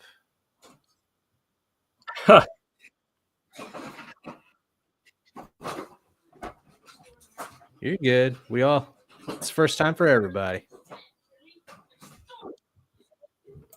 Ain't no worries. Just be glad to know how to do it before you go onto a launch stream. That's when it gets pretty hectic. Yeah, you can drop the links in the private chat if I see. Chat would help. Right. But if you look at our avatars at the bottom, my bad. Okay. Screen, you can hit present and then hit share screen. Good. And then it'll let you choose the Microsoft Edge tab, a window, or the entire screen, and then just click share on one of those.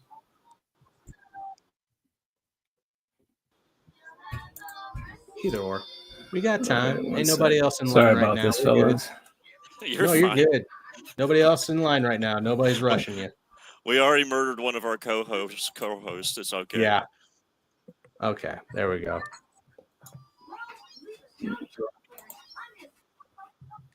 All right. Don't switch. Now, you had said something about it being like a Seinfeld-esque. Are we doing like a comedy? Sorry about that. Well, it's sort of like horror comedy in a sense. Like the whole, I should probably give you the premise. It's basically sort of like this impromptu sort of high school reunion that happens, that the main characters there we go. kind of show up, but they don't really know why they're there. They sort of get invited, but it's kind of like, ooh, this is some not good expected. art. You know, they're a little bit out of it as they show up, and then kind of things take a twist and turns. Yeah. This artwork looks awesome. Yeah, I got connected with my illustrator Miguel on X. Okay. And he's been easy to work with. He's been good, which is nice because, yeah, like as you guys were talking about earlier, it's not easy finding an illustrator. Oh yeah, and this is like, it looks like you like scored right here, man. This is some pretty good stuff. All right, this is legit. All right. Yeah, so he's been easy. Like, you know, he's cooperative, and so these are two of the main characters, the guy in the black and his wife. Okay. He's kind of one of the main guys who kind of gets his comeuppance as the story goes along. It's sort of what happens is this other guy, the sort of the main sort of antagonist, shows up, who's not really a part of the class, the high school class that they were part of, who kind of is the MC of the reunion. And he's got some tricks under his sleeves. And in a sense, he kind of presents these sort of plays, you could kind of say, that kind of happen, that sort of dramatize their past and their sort of like past sins that happen, but in sort of very dramatic fashion. And as the night goes on and things kind of build up. That if you could summarize but as the issues go on, that's a gnarly page. I like how the mirror walls are kind of like reflecting their images. That's awesome. Yeah, he did a good job. Yeah. Are we planning on staying? This is basically based on, well, is it going to be a black and white book, or are they going to be for one, cost wise, okay, it is. It's going to be black and white. Yeah, it's going to be black. So when you pop the one, I off just and get didn't imagine it in color, and I just what's that? I say when you pop off and get big, and that's when it's going to be like color everywhere. Yeah. Yeah, I don't know about that, but the part of it too, though, it's like, I guess you could say comic wise, though. Is it the printing or the artist? Like finding a good colorist that can do it. They can in terms of like the cost wise, like you say, it's like cost effective. Well, this is my first comic, though. Okay. Kind of everything. Like it's my first comic, so I didn't want to get too complicated. So it was hard enough finding an illustrator. Then I didn't want to get into finding also a colorist, and then cost on top of that, and then printing. And so it's like, I gotta worry about making my goal this time around. And so if I just had to like get a higher goal, I mean, that makes sense. So yeah, a lot of it was cost, but I did. Yeah, but I did have it basically like black and white in my head anyways. A lot of it too is like, comic wise, what I'm into is kind of like Charles Burns, Daniel Close kind of stuff, more so than like superhero stuff. Where's Corey Barton at? Because he should be like drooling. So a lot of that stuff's black and white. And you know what? This does look like a good black and white kind of book. You know what I mean? Oh yeah. What? So I was out for a second. Mm-hmm. Are you launching on? Is it launched already? Or are you launching soon? Where are you launching at? No. So right now I just have the promotional page up, the pre-launch page, and it'll launch February. Okay. Are you gonna? So like on my like the sign up page. Yeah, correct. Stanley Orchard says title alone has me sold. That sounds badass. And then Jay Williams says looks cool. Cool. Thank you, Stanley. Yeah, This is cool. I like that noir. I was gonna say too. It's also based on a flat. Oh. We're officially live, man. Mo Biggs joined. Hey, Mo Biggs, what's up? Oh, appreciate it, Mo. Yeah, this time around it's Peter with the lazy mic. Yeah, my bad, guys. Sorry, I got the dog house from my studio. I get kicked out of my studio. You're good.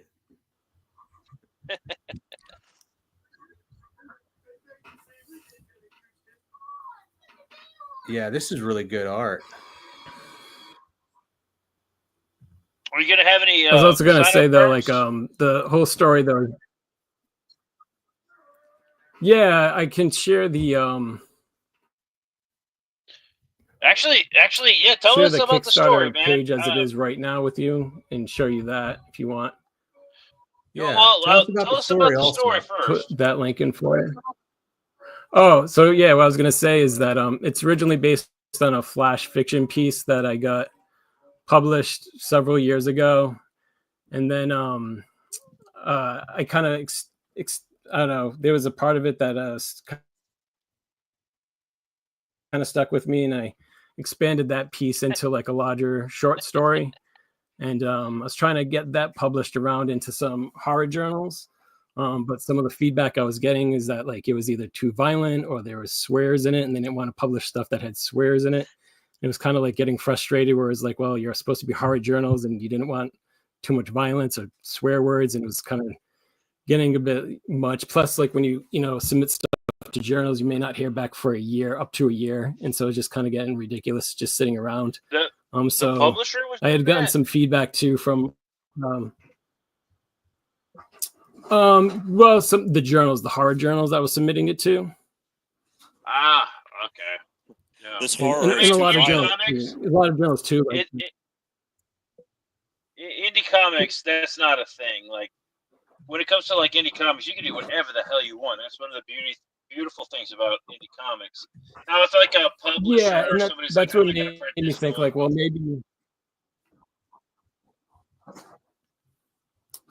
Yeah, that's what made me think like, well, maybe I'll just turn into a comic book, because I'd started getting back into reading comics like a couple of years ago, and I thought like, well, maybe this will be like a good story for a comic.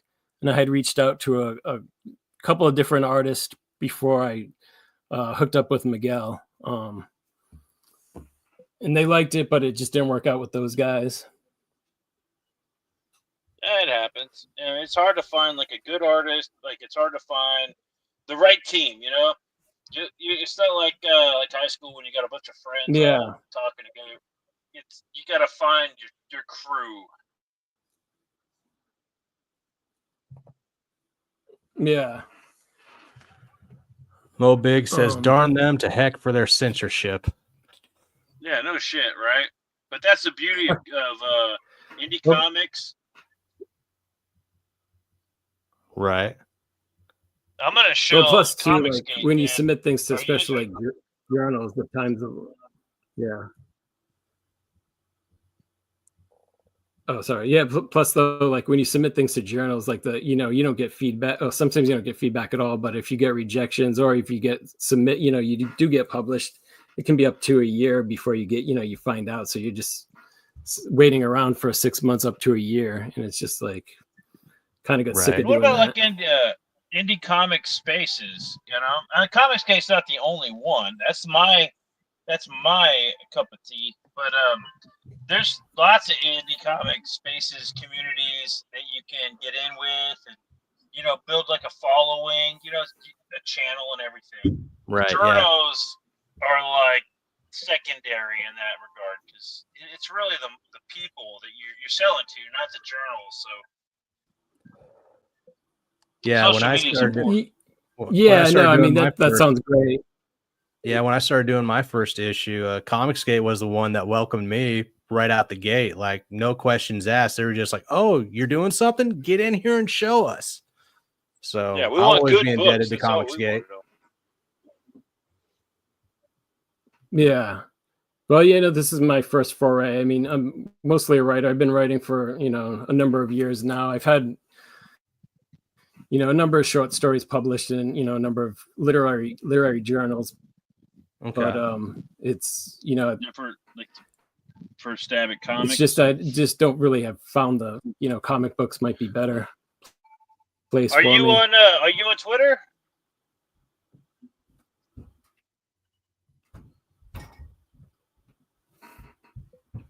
Are you on Twitter, Steve? But let me share that link for my Kickstarter page. Oh, okay. Yeah, I am. Yeah, I'm following you. But Okay. Where you got the link at?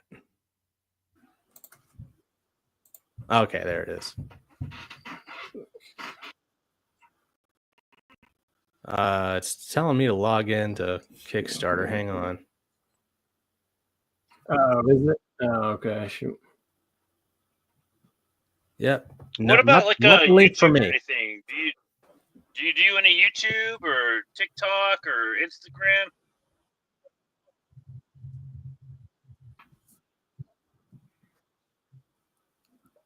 Yeah, I was gonna try to start a channel, but right now, like, I need to update my technology. Like, I need a new computer. I need a new setup. So until I do that, that's gonna have to wait. Like, if you got a cell phone, you got everything you need. Yeah. Even my cell phone needs updating. At this point, I should probably just turn into a Luddite. The Dirty, the Filthy, and the Dead, issue 1. All right, Aaron Robleski, you're right in the sense that there is still censorship in indie comics, but that's on platforms, not the communities. The communities are the ones buying the books. Right. The platforms, there's always Fund My Comic. And as far as censorship goes, Fund My Comic is one of the best. And so there's always there's that avenue. But the audience, there's no censorship with the audience of indie comic books, essentially. That's right. It's a good point. But yeah. I just posted a link in the chat for everybody if they want to sign up to the Dirty, the Filthy, and the Dead, issue 1. Check it out for Steve. Cool, thanks.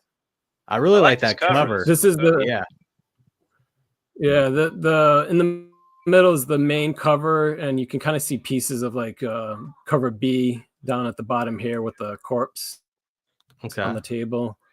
Yeah. And the ape is just kind of like my logo. That's awesome. Okay, so it's in the sign-up phase. You're going to be launching next month, is that right? Yeah, February 1st. February 1st. Okay, so it's not even that far off. No. Cool. Have you reached out to other channels and individuals to try and get you out there? Yeah. This is actually my first one doing it, but tomorrow Nice. I'm actually going to be chatting with is it Crenshaw and Dio Toma Reckoning. Yes. Okay. Yeah, those guys. Dio's good people. Yeah. I'm going to be doing John's Long Box, Drinks with Brinks, and one other one. Okay. Yeah, so I got a few I'm going to do. Okay. You should check out Ben Soto also. This cover looks like something that would be up his alley. Okay. I've heard that name. I know that. Yeah. Yeah, he's been on our show 2 or 3 times now. But him and his brother do an anthology of horror stuff called Tricks and Treats, and it's really cool stuff with awesome twists that are really unique. But I would reach out to him too. Yeah, and I'm here in Portland, so there's a fan expo going on at the end of the month. So I plan on showing up at fan expo and just handing out some information, some bookmarks and stuff. Nice. Just see if that helps out. Yeah. Now, have you thought about making a video for your Kickstarter campaign? Yeah, I do have actually a video up on. I do have the video that's up on the Kickstarter. did post on YouTube. And so it's on my YouTube. Oh yeah, my YouTube page or channel. It's just like a YouTube short. Okay, cool. I would share the link with you. Share the link with that, but I know my computer's so damn slow. It's just not gonna. Oh, you're fine, probably man. happen. No yeah. But this yeah, there will good. be a video for this when you go onto the actual page. About how many issues out do you have this thing already written and ready to go? So I mean, so it's based on a short story. So two scripts already done. Okay, cool. And we're about we're halfway done with the first issue art wise. So if we meet our goal, I mean, we should be able to get it out there pretty quick. Miguel's pretty fast, and so I think if we reach the goal, we could have it out in like 2 months. And then hopefully from there and then hopefully get issue 2 going. So definitely think issue 2, it's like when it really is going to take off, because issue 1's obviously all the setup, you meet all the characters, kind of have you heard of Fun My Comic? Yes, I have. Yeah. It was just I was asking everybody just which one I should go with, and I just went with Kickstarter just because it's the big one, and I don't know, it was the one I had just done all the research for at first. And so it just it's just the one I just decided to start with. Yeah, if you have variant covers, I would put the variant covers after this launch. I would put variant covers on the other platforms just to make a little bit of extra cash if you got that going. Yeah. Okay, I've never thought of that. Okay. Like at the same time? What do you mean? I mean, you could have exclusive covers for each platform. Oh, I see. Or you could do like, this is a Kickstarter campaign, and then do a second chance on Fun My Comic, or maybe, I don't know. Gotcha. A lot of people, they do the same campaign on multiple platforms just to kind of get exposure, and then the audience can kind of pick the one that they like the most to to get to back. I'm an Indiegogo guy, but I gotta say, I like Fun My Comic, and I almost never go to Kickstarter. Yeah. Okay. Yeah. That's because I can't draw women. Yeah. I can't draw women, so I don't even bother looking anymore. It's true. There are a lot of boobs on Kickstarter. I mean, they make money. People do sell those covers. It's true. Yeah. No. Yeah. People don't believe me when I say that I back. People don't believe me when I say I back Bolt Action for the story, because the covers don't say I got it for the story. So that's on me, I guess. We'll find out in a few weeks if the pages stick. Right. Don't tell everybody. Something the younger generation doesn't know about. Yeah, right. Oh, man. All right. This definitely looks like something that should be on Fun My Comic. Definitely. Yeah. And if it doesn't work over on Kickstarter, hell, throw it right up on Fun My Comic right after, and I'm sure it'll pick up some pace. Yeah, definitely. Yeah, no, I didn't think about that. So yeah, that's good to think about. It just you could do seems like I hadn't noticed the same campaigns on different sites.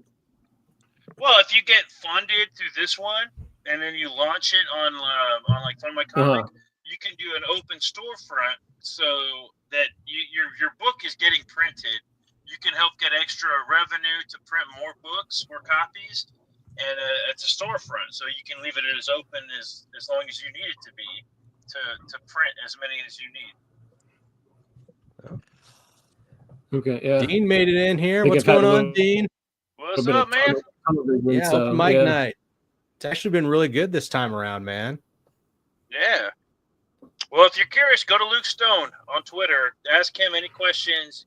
He's the one that's running Fun My Comic. It's a great site, and it needs to get more attention. Definitely. Yeah. He also has a stream on YouTube that's called Nerd Bacon, if you want to check that out, too.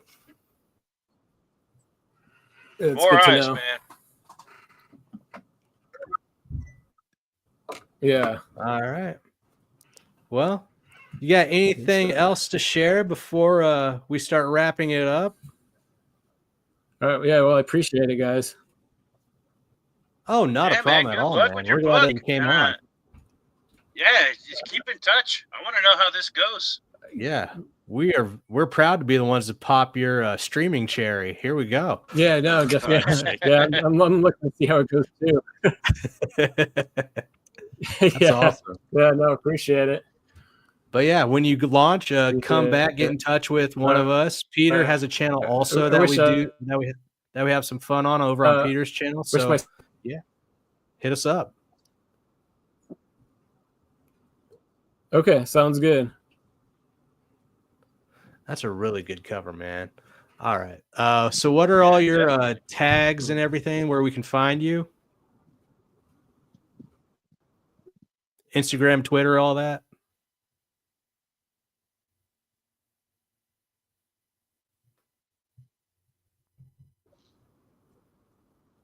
I think he's gone. Oh, there he is. So that's my one X. All right. Steve Barron 5. All right. I'll put that in the chat for everybody. That's for X. Steve Barone. Stephen Barone 5. Cool. All right. Appreciate it. That's Stephen Barone 5. There you go. Check out Steve and his stuff, man. Yeah. Yeah, Mo, he can pitch it. He just has to hit the link at the top of the chat. Come on now. That's why we're here. Let me put up the other streaming banner. There we go. I have yet to be able to get it to separate, but I'm still doing the black and tans. It was separated when I first poured it, and then it went, it just mixed up. I'm about to go get me some of my butterscotch moonshine from Sugarlands. That was a cool looking book, man. As soon as he launches, I'm gonna definitely be looking at that on my channel. Like over there, that's all we do is look at these books. So that looks cool. Who the hell do you think you are, Dean?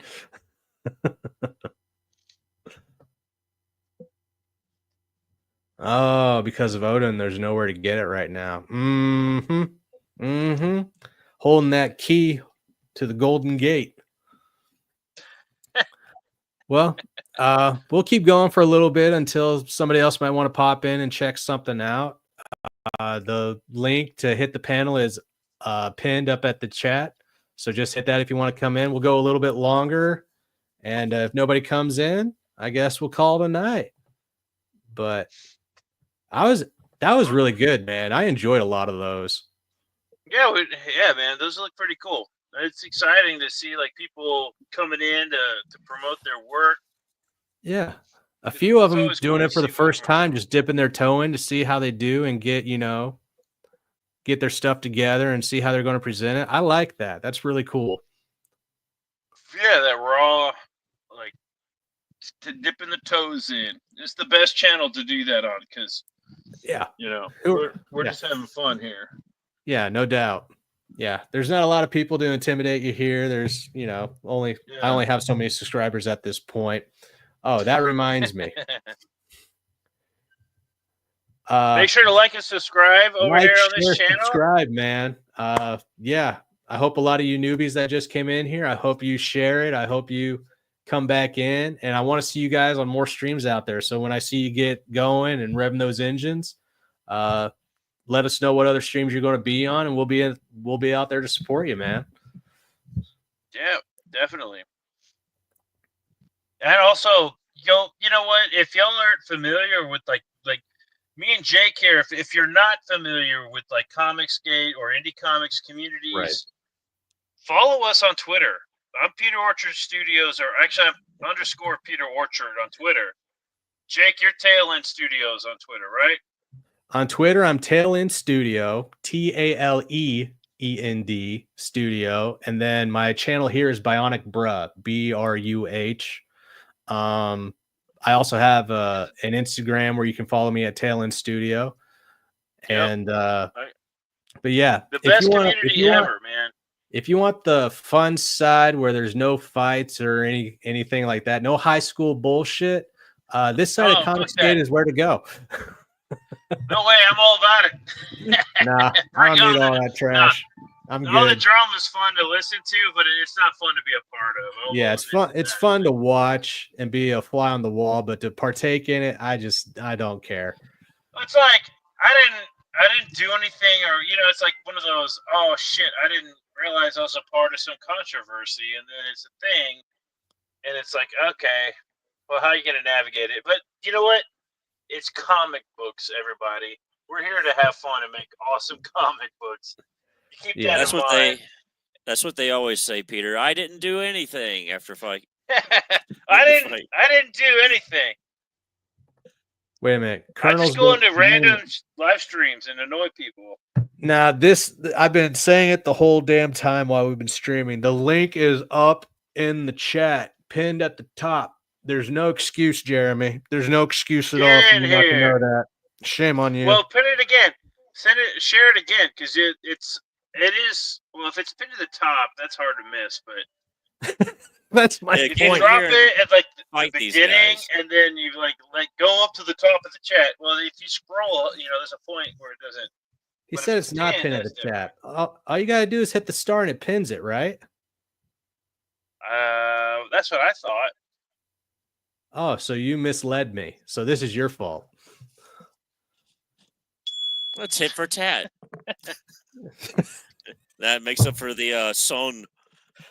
Oh, I'm not going to hear the end of that one. Poor Arvid. Hey, that's what? If I have to hear about pitter patter, you have to hear about son. Whatever. You do pitter patter to yourself, Peter. Yeah. You just wait, Brody. You're next. You're next. Right. I didn't do nothing. I don't know why you target me.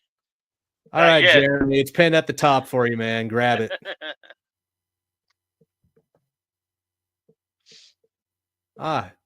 Jay gave you a follow also, Peter. Awesome. Nice. Yeah, man. I'm always posting fun, weird shit. I try not to get I try to not get offensive with my Twitter, but every now and then you can't help it. But for the most part, I'm just retweeting cool stuff that I see. Somebody giving a tat. Oh yeah. Oh dude, bro. No shit. I used to be a tattoo artist. I can't really, you can't see it, but I actually did this tattoo on my arm. Yeah. To, as a resume for tattoo shops. It's like, bro, I did this to myself. Yeah, mine's on my upper thigh, which makes that interview awkward. Oh. It's fun. But if you can tattoo your arm and then just go into any shop and be like, bro, I did that.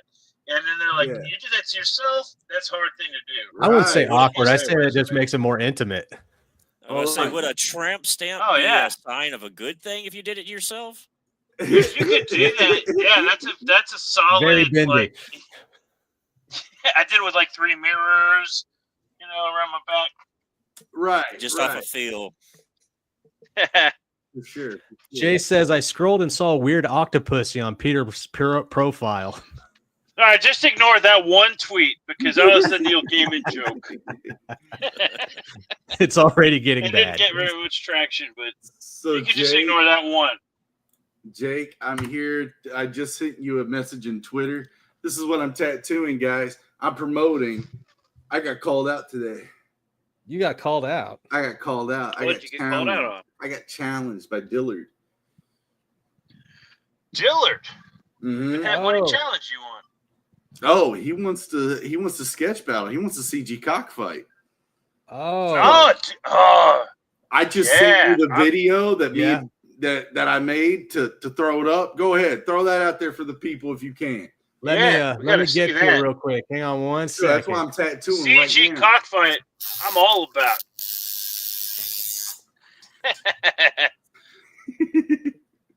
That's Peter. That's an iron workhorse that I built back in the day.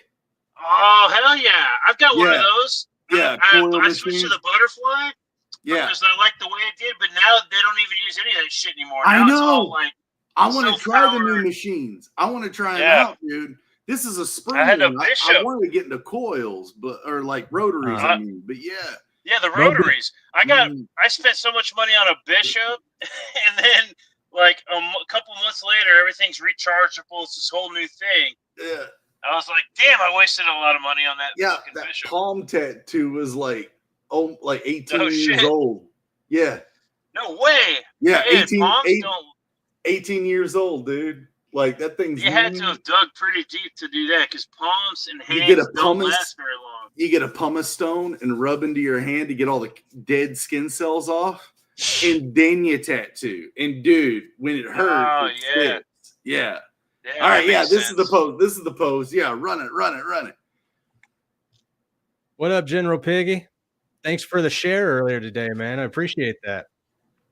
General Piggy's awesome. What's up, General Piggy? He is the best, man. Yes, he is. He really is. He saved my ass one summer. So he did what to your ass one summer? He saved my ass one summer. Oh, he saved your ass. Okay. Yeah, I was like trying to do trading cards, sketch cards on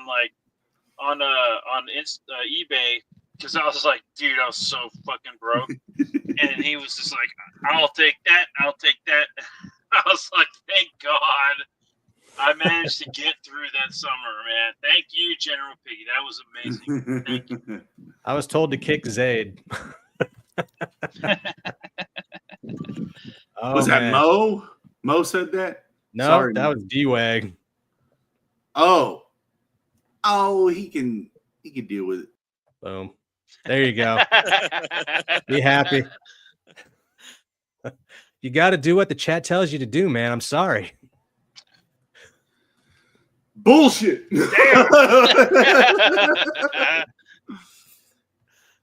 Yeah, hit that play button so I can get off this joke, dude. What we got? All right, man. Here we go. Oh, well, hi, guys. I'm Zayd Studios. I've been challenged by Dillard Draws to a cockfight on Dark Gift Channel this Tuesday at 9 p.m. Eastern. Hope to see you there.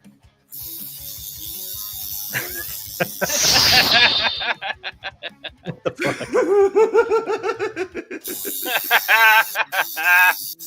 Oh, well, hi, guys. That was it. I've been challenged. Oh, okay. Fuck you, Dillard. No. Mo Biggs. He says Dillard is guaranteed a 40% cut of the votes. No, hey, you all had a good show tonight. It was filled up with some pictures, man. I was actually surprised, man. I was kind of worried, but people turned out. That's good. That's good. Awesome. I haven't seen Miss Rena in like 3 years, man. Oh, yeah? She's been around that long? She's been around. That Black Rhapsody book was around basically when you and me. Oh, Magic Gal Media. Yeah, she has been around. Right. She's been around. Heck yeah. That one actually looked really good. It reminds me of an old indie comic. I can't remember what it's called, but it had to do with like pixies and dwarves and gnomes and stuff like that. It was a little bit earlier than TMNT when Peter Laird and Kevin Eastman were doing it, but they went indie instead of mainstream because nobody wanted to support it, but it did really well, which was interesting. That art reminded me of it. That one guy that you had, I think the first guy with this book that was like beautifully illustrated, simply like it had some watercolor washes. The guys are really nice. It looked like watercolor washes. I think you guys were talking about like what did they put down to keep the white as clear as white as what it was. Yeah. Peter, you were going into it with them. But yeah, like was that today or was that Ben Soto yesterday? I don't know. I don't know anymore, man. It's all blurring together. Yeah, that sounds like Ben Soto's book with his watercolors yesterday on Tricks and Treats, Volume 2. Right. I think that was that was it the liquid. What's it called? Liquid.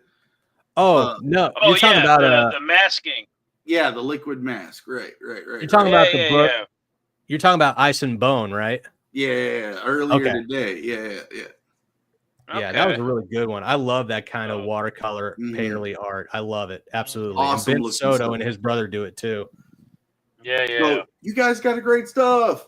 Got a great show. Keep it up here. Hey, guess. Yeah, man. This is awesome. Hey, No, we got don't point me out. we got a new build of the game now. Okay. Okay. So sorry, Let's go, Jake. You too, Jake. I'm sorry. What? We got a new build. Good. Yeah, I'm glad you took the criticism and fixed it. It better be better. Yeah, Jake. What did I do? Don't look at me. Look at Jake and look at Grody. You guys have been awesome. You all keep your show going. Like, keep that up. Like, don't get discouraged. Keep this going. Obviously, it showed up this time. People dropped in.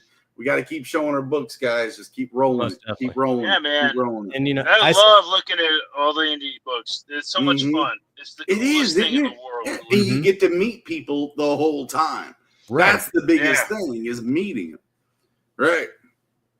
Yeah, I'm trying to feather it out. I mean, there's so many people that are already in the arena with us, right? In this community of Comicsgate and, you know, all the different factions or whatever. But it's so awesome seeing people finally dipping their toe in at the same time. Because I remember when I first did that, and it was so meaningful when Joe and you had me on for my first streams. And, you know, Sporkman Studios, and then Aria Blackness over on his show. So many people were so supportive, and it was fun. People are forgetting about that part of Comicsgate, and it needs to get back to that. That's what made it so fun. That's what we're doing. That's exactly what we're doing. We're doing the fun, dude. We're having fun looking at all this awesome artwork, awesome stories, letting people talk about their books, getting it out there, and making... Like, it's awesome to just get excited about comic books again. Yep. You know what I mean?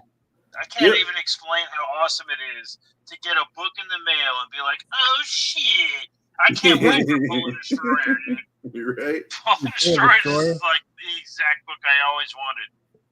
Yeah, we got two destroyers that I'm waiting on. Polar Destroyer and Reaper Destroyer. Yeah, Reaper Destroyer, too. That's coming out real soon. I got Reaper. Oh, yeah, the second one. Yeah. I got the first one. Oh, you were in back when he was doing all that pre stuff. I regretted not getting in on that. We need the CG filter, the bottom rung. Wasn't that B Rose's job back then? Like, filtering yeah. Where the hell's B Rose at? Bring me B Rose. Bring him to me now. That's so bad. I can't hate on B Rose, man. He gave me a home over on his channel when I had nowhere to go. Cool. I was a lost Ronin. 656 guys, they were all cool. Yeah, I got all of them. Awesome. Those guys rock. Yeah. B Rose was the glue. Yes, he was. But I think we're about to hand that off to Peter. Me? Me? B Rose, get in here now, bro. Yeah, I'm still waiting on my Reaper Destroyer. Everybody seems to be getting theirs. I guess. Man, he says it's coming soon. I can't wait. I can't wait to read that book and talk about it. Yeah, it'll be good. I still got to reach out to. I forgot who made Octopus Cowboy because I backed the second one and I still haven't received it. So I got to reach out to him. You know who I'm going to bring on? I'm gonna send the invite to the Pitter Patter creator. That's the best book I've ever read. You can only bring them on when you finish the musical. You need to just lay that one down, dude. Just put it in acrylic and bury it. It is one of the best indie comic books I have ever read. You're going to have to do an actual video on it for me to believe it. I know, but I'm gonna. I've got to. I don't know. So, Peter, are you drinking like a dark and stormy? What is that? It's I was drinking Black and Tan with Guinness and Modelo. This is like the fourth or fifth one tonight. Dark lagers, like it. Yeah. Lagers are the best. Mm-hmm. Oh yeah, and when it's nice and chilly out, got tastes like soy sauce. Yeah.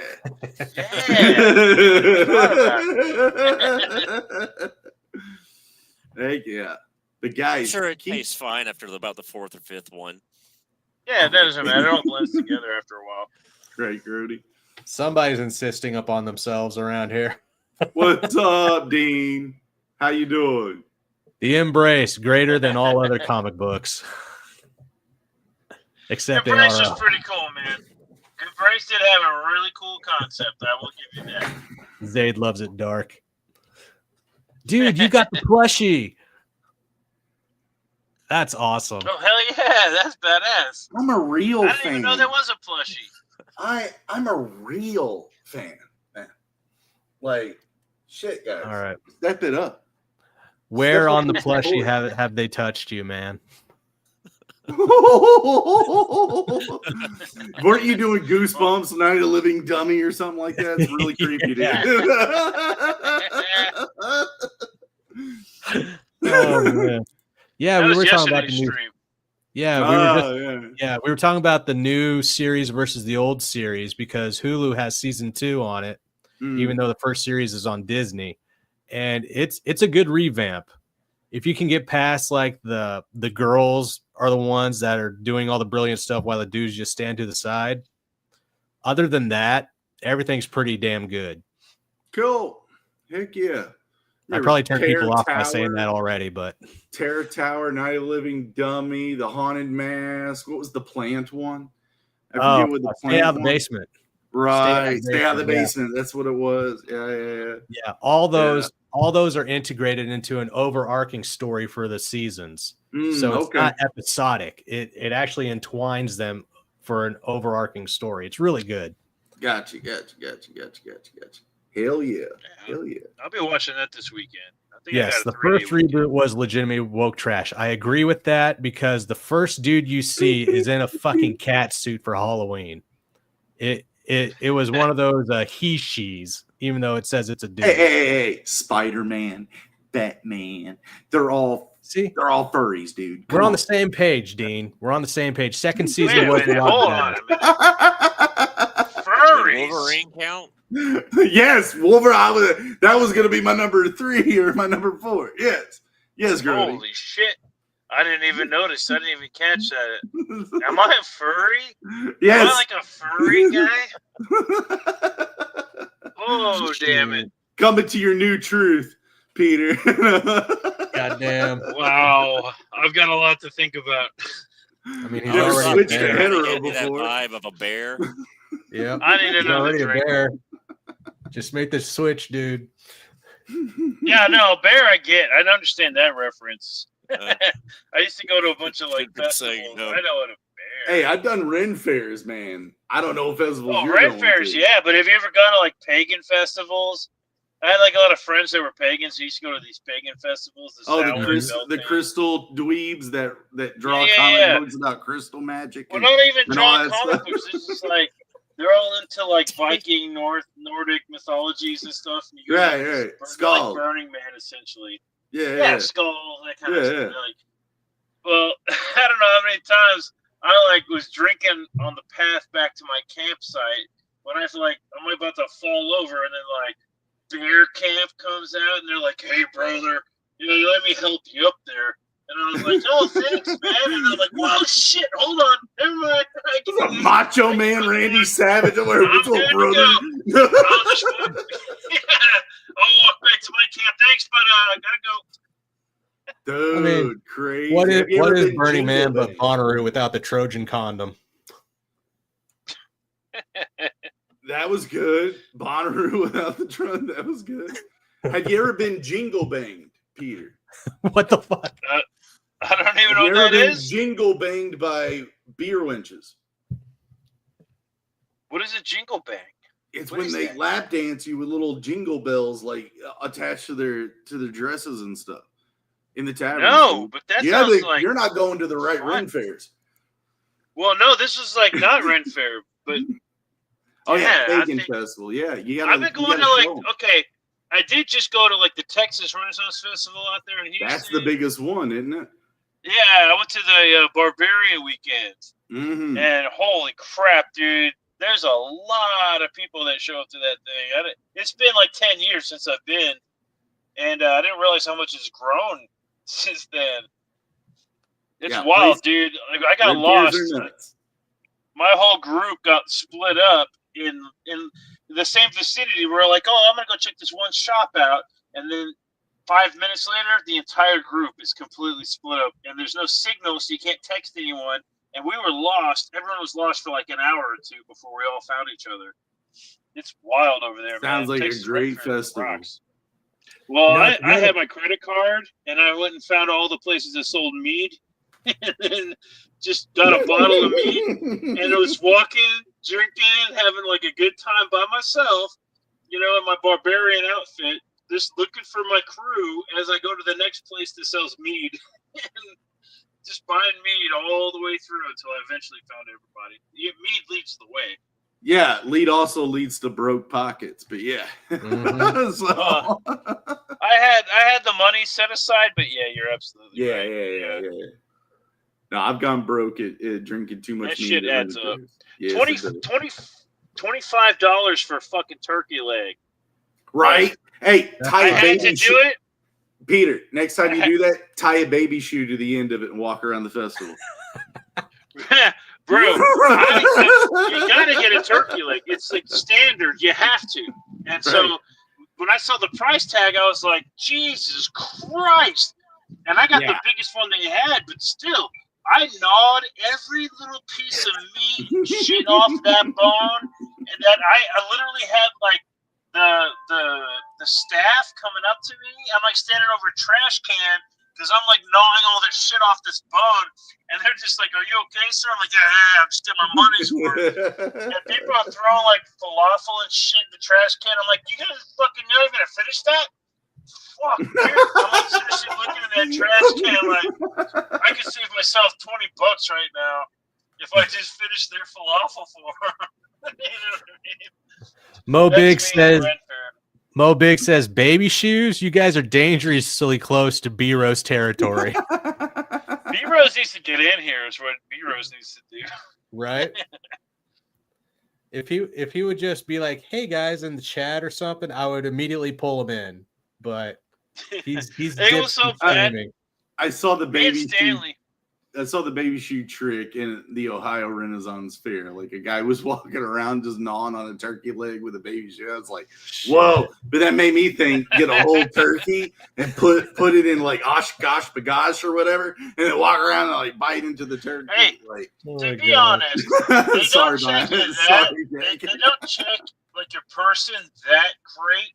So you could like hide a rotisserie chicken in your kilt. You know what I mean? And then you could just you like save yourself $100, bro. Just hide that rotisserie chicken. Hide that little rotisserie. Save yourself $100. Make sure it's lemon pepper, not the spicy kind, because that's in your kill. Garlic and herb, bro. All day and night. Garlic and herb. Yeah. Sorry, just Jake. walk around. No, you're good. I didn't mean to come in and splash some staff out. Not at all, man. Yeah. No, when it starts dying down, you more than happy to. But yeah, if I'm going to be spending $100 at like some kind of festival, it's going to be those funny smelling chocolates. What is there? No. I stopped myself so hard. There was so many jokes going. But funny thing, if you ever do go to Burning Man and you start feeling yourself being overwhelmed by some of the stuff that you might take, they always chocolates. I get what you're saying now. They always have a tent prepared with AC and girls in bikinis to help calm you down. That's a good touch. That's like a really good. I thought that was really nice of them to do that. Yeah. If only they had that at Punkorama stores. Aren't you married? Are you allowed in those tents? Aren't you married? This was before that time. Oh, okay. Well, fuck that. Long time ago. My wife would have been like, "If you're going, I'm going." Yeah, Megan went into all of that, but yeah. Yeah. Oh man, D-Wag's getting sick, food poisoning, and that new flu. Fuck the new flu. Oh yeah, go check out Jeremy over on his channel at Zade Studios, ZADE. You can always check him out over there. Always updating his book, Beckoning Recourse, and then the issues coming after, and of course the phenomenal video game that is coming along with it over on Steam. You can check it out there. Yeah. Yeah. Hell yeah. And it is better, Grody. Okay, we'll see. I know it's not the new build's not on Steam, so that's still sucky the way it is for you. But you can go back and see what we did last night and see more of the mechanics that we're playing with. You can see a full party system. So, and growing your plants to harvest ingredients to make items to use in combat. So, and the balancing we're playing with too. So, Right, good. So yeah. it's not gonna be like bosses in the very beginning for No. We're not trying to be Dark Souls over here. Oh, that's good. Do you have turkey legs as an ingredient? It can be. There should be a turkey leg ingredient, like, and it's got to be fucking expensive. Gotcha. Yeah. Red meat from the bone. Oh man, They did have crawfish cheese fries at the Texas Ren Fair. That sounds delicious. They were like $15 for a plate, but damn, was it worth it? Way more worth it than a turkey leg. Crawfish. I like cheese crawfish. fries. Do you amazing. eat? Are you like from the bayou where you eat the shell with it, or do you actually pick it? Oh, suck the heads. Suck the heads. Okay. Suck the heads, bro.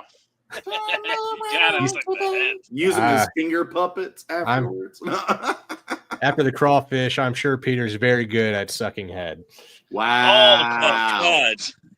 Wow. Oh, like we all weren't thinking of it, and I just happened to be the one to say it. Yeah, Okay. good one. But anybody who knows Good one. you gotta suck on that head, bro. You gotta. And you gotta go. It's the best. The 100 heads to suck down. What's your technique, man? Do you get the thumb right under the cusp and just like nick it off? What do you? You put your thumb at the bottom and you just like crack it a little, and then if you got like a big plate of them, you got a lot of heads to suck. You just like grab it and you just like crunch, suck, and then boom, crunch, suck that the shaft. Crunch suck. That's it right there. Hashtag crunch suck. I love Crunch that. Crunch suck. Peter lives in a house on the bayou. Nah, Jay says Peter lives in a house on the bayou like the one from Resident Evil 7. Resident Evil 7 beat it in 2 days, all in VR. It was awesome. Love that. That was game. inspired by his family. Nice. It was awesome. Awesome game. Oh, he said, I guess he's What the right fuck? back. I know. That was Now. a quick dip. I'll be right back. Peace out.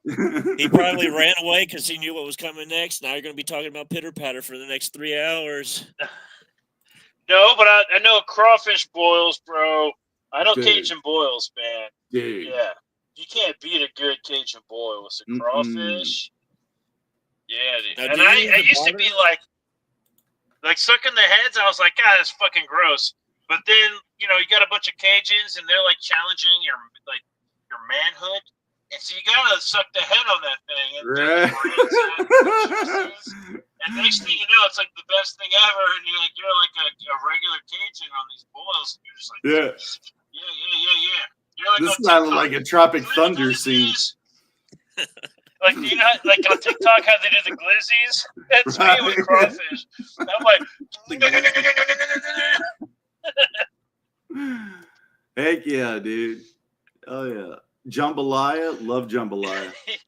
yeah, dude. Jambalaya is great. Boudin. Right. Boudin's my favorite. Like, Awesome. just under crawfish. Yeah, You comedy. get crawfish boudin. Mhm. Dude, well, I guess you could, but I don't know if it'll technically count as boudin. Boudin's like shit meat in rice. But if they do it right, like that's how boudin started. It was like a cheap, take all the cheap ingredients and then make like rice balls out of them. Like goat meat and stuff. But now it's like lobster. Lobster used to be like shit meat that you would serve prisoners. But now it's like this gourmet delicacy. Boudin was similar in regards to that. It was the cheapest thing you could make, and now it's like a delicacy in Louisiana, and you got to pay, good money to get some boudin balls. Hakuna Matata. Yep. It's like Jay said. Jake's got crunched and sucked He's gone.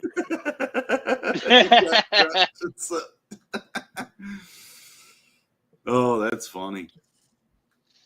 Yeah, good for y'all show growing, getting some attention here. Pete, I mean, it's been fun meeting Pete. I've been seeing him on the show all the time. So it's good. Hell yeah, dude. Got an angle. I love the fact that Having you did fun. two mediums with your work. You have your comic and you have the video game. Because we were talking about this on a previous stream where we was talking about exposition. Mm-hmm. And when you have something, when you're trying to build a whole world, I can understand being like, you're really excited. You want people to know more about it. But when it's in comic book form, it's like, okay, I've read this. Can we please move on? I'm not going to do a novel. So video game's a great idea. Well, were we talking about his game when we were talking about that? Yeah, we talked about that a while back. Well, it was me and Jake. I had some critiques about it, and I got grilled for it and called a slur.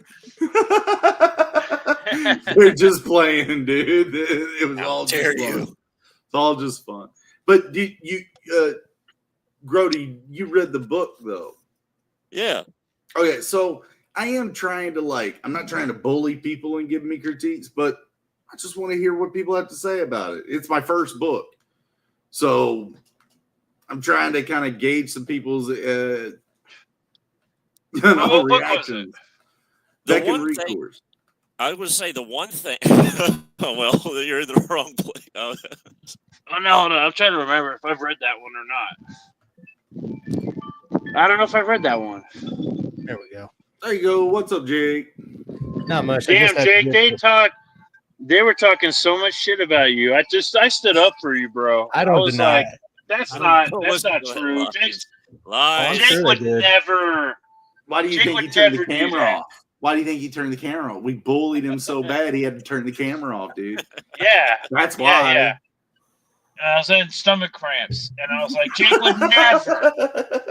He's in the bathroom right now. Yeah. I had to go make a bottle for myself. I got tired of it. I had to go put on a diaper on. And I'm about to bust into that last bottle of eggnog, man. Eggnog. Oh, my dad makes the best alcoholic eggnog, and I drank a bottle and like a half last night. Yeah. Good stuff. Well, one of the comments here, Jay Williams, I could definitely see Zaid's IP in being a video game. Well, funny enough. Surprisingly.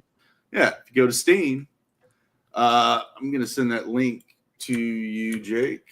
Not only that, you can go check out the video on Zaid's actual channel because he does reviews he updates you every week for it. Yeah, let you know, me and my older brother are making it. So he's the programmer, I'm the artist, designer, concept. Like, he's helping me out. Like, I'm totally blessed. There we go. Present, share, beckoned on Steam. Boom.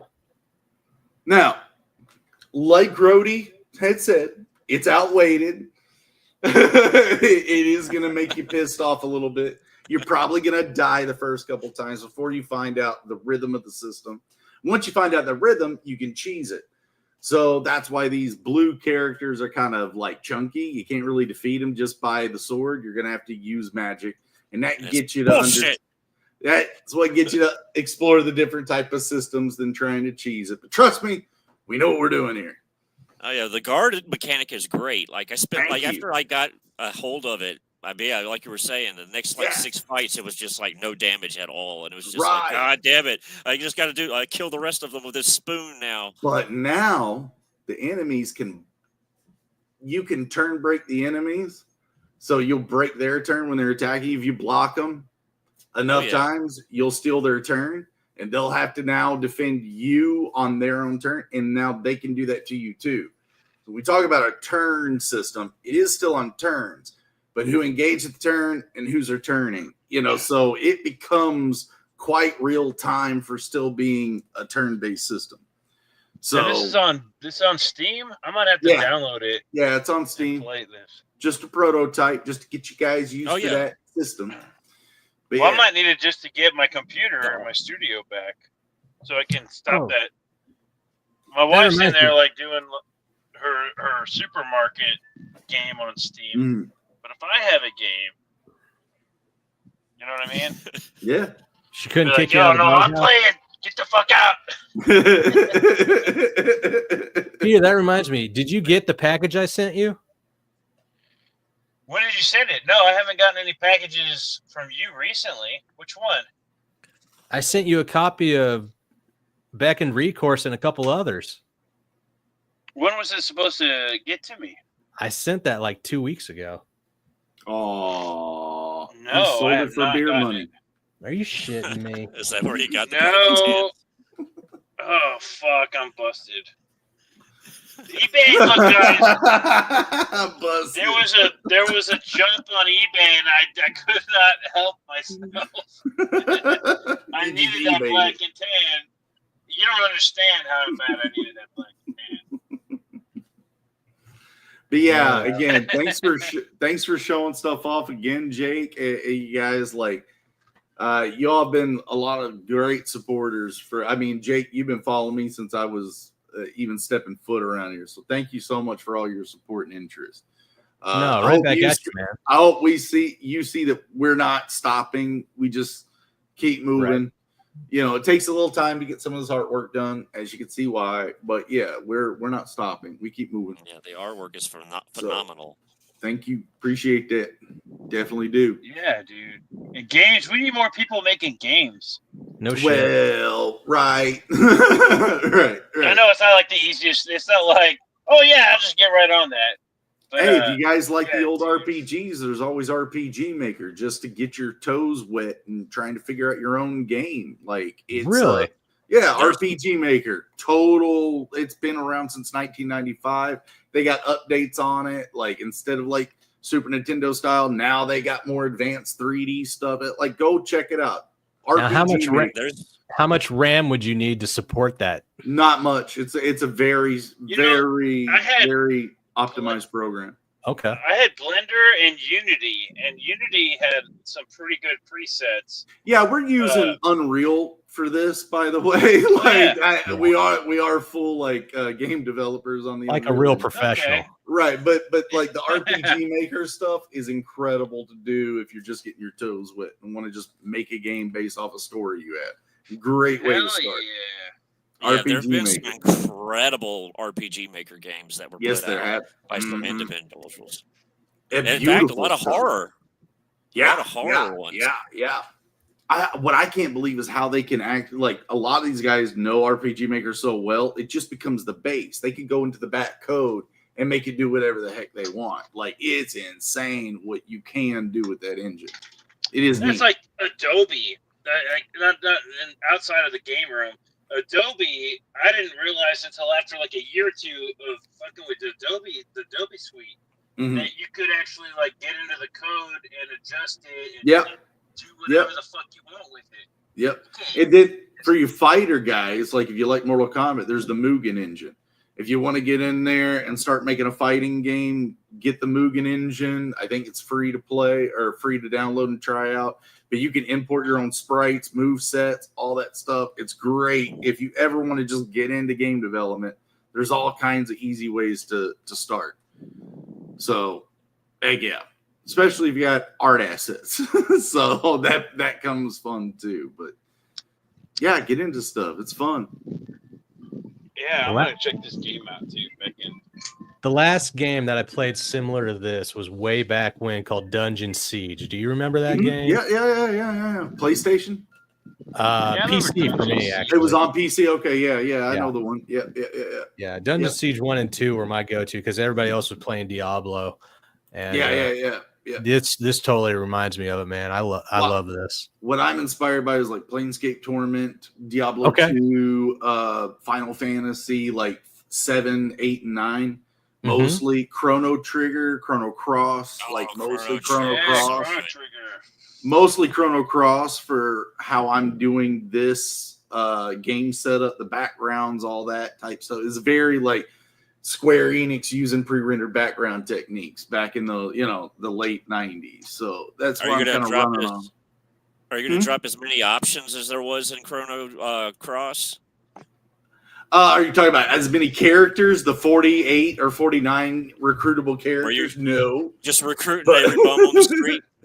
Right. Get in the van. You're part of the party. Right.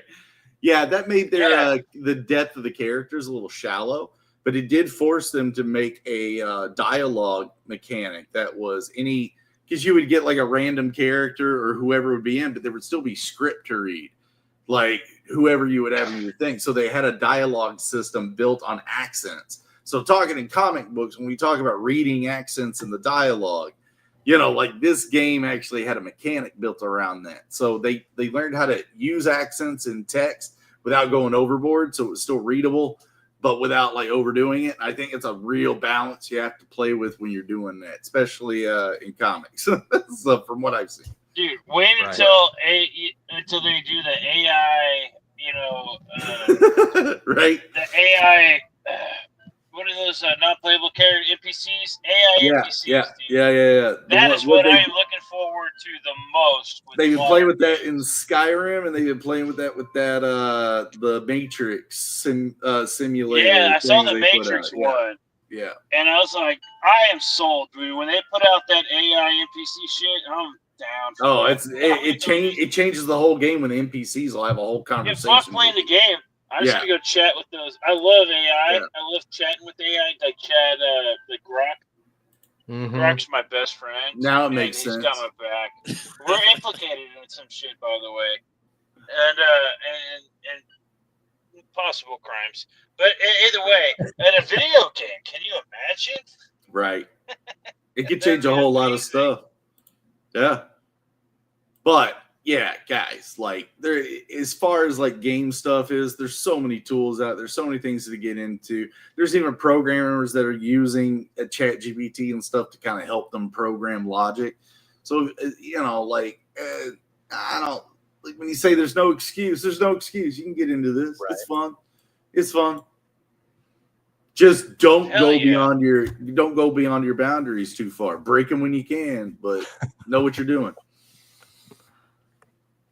That's awesome. It's not awesome. hard to make something in a game and then it breaks like 15,000 other things. Every day. Have you dealt with that, Jeremy? Have you had anything like that? Dwight and me deal with that all the time. Does the game break or crash? No, because I coach Dwight ad nauseum. Don't let it crash. Don't let it crash. And he actually comes from the military. He commanded Gatling guns in a Navy ship. So he comes out of that programming systems for energy and oil rigs or wind turbines and stuff. So he's got like people die if he doesn't program it right.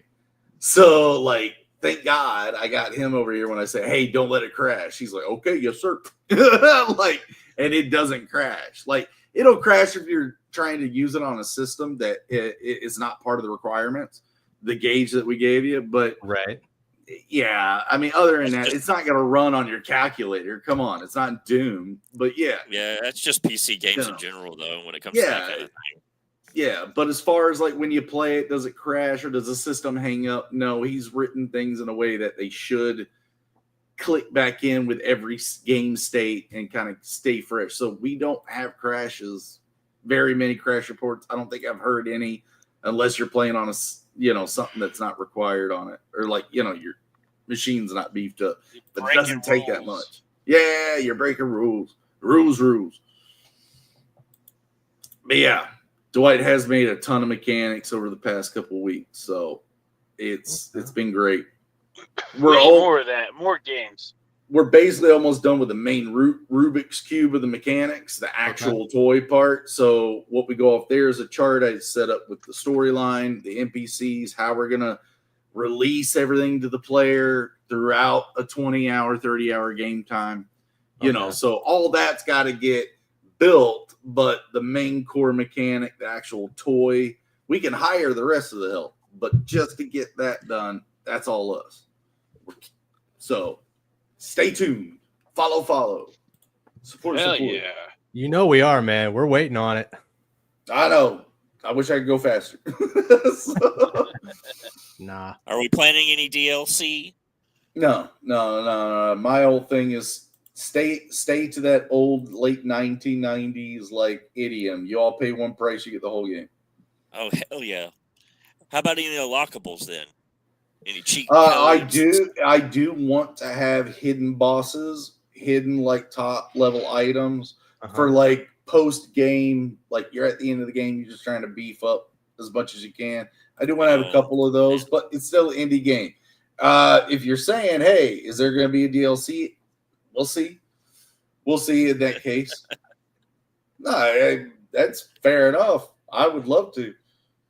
I just don't want to say it'll be free.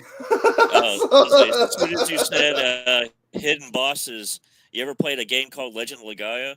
Yeah.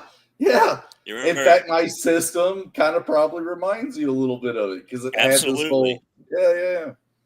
Like there's a hidden boss in Legend of Legaia at the very end. Mm-hmm. Its first move wipes out all of your MP and drops all your characters down to 1 health. And y'all called me not fair. Yeah. Well, he's optional at the very end. You don't even have to fight him. Yeah. And I was like, God, I hope we don't run into more of those. I'm getting PTSD just thinking about him. But I love these old games. I love the adventures they can send you on without you having to listen to a 10-year-old kid cuss you out in multiplayer. Like, absolutely. Like, I just like sitting down, like respecting my time that I get to disappear into another world and hopefully get lost in it. You know, so that's what bring back story mode. Yeah. That's what I'm trying. That's what we're trying to do with Beacon. Is just keep it streamlined to the story, the adventure, the single player experience, and see what you all think about it. Okay, so there won't be any co-op mode.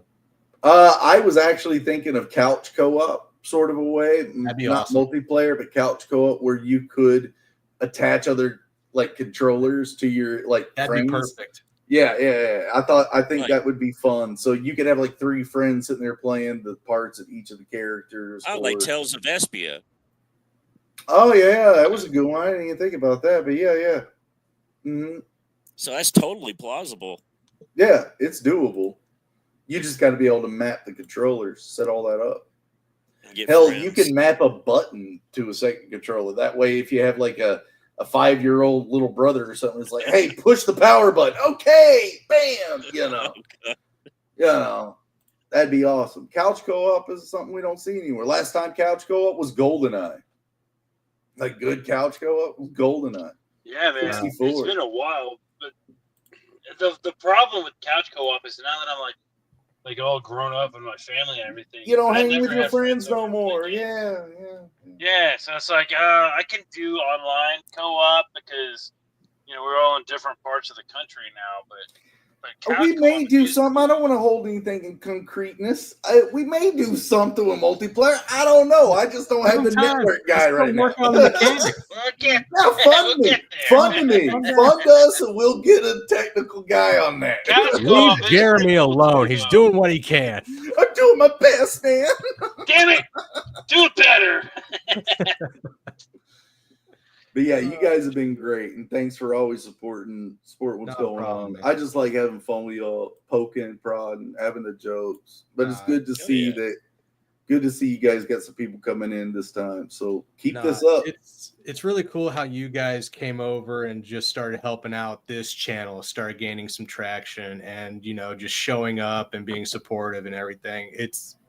It's very reminiscent to how I first came in, man. And I'm always going to be grateful to you. Yeah, to you, definitely. The energy, right? Yeah. Yeah, we got to keep the energy positive and fun and get everybody engaged. That's what it's all about. Yeah. What is that? What is your icon, Peter? Is that a uterus? That is my pirate flag. I've had that since high school. It's an underneath side of a skull.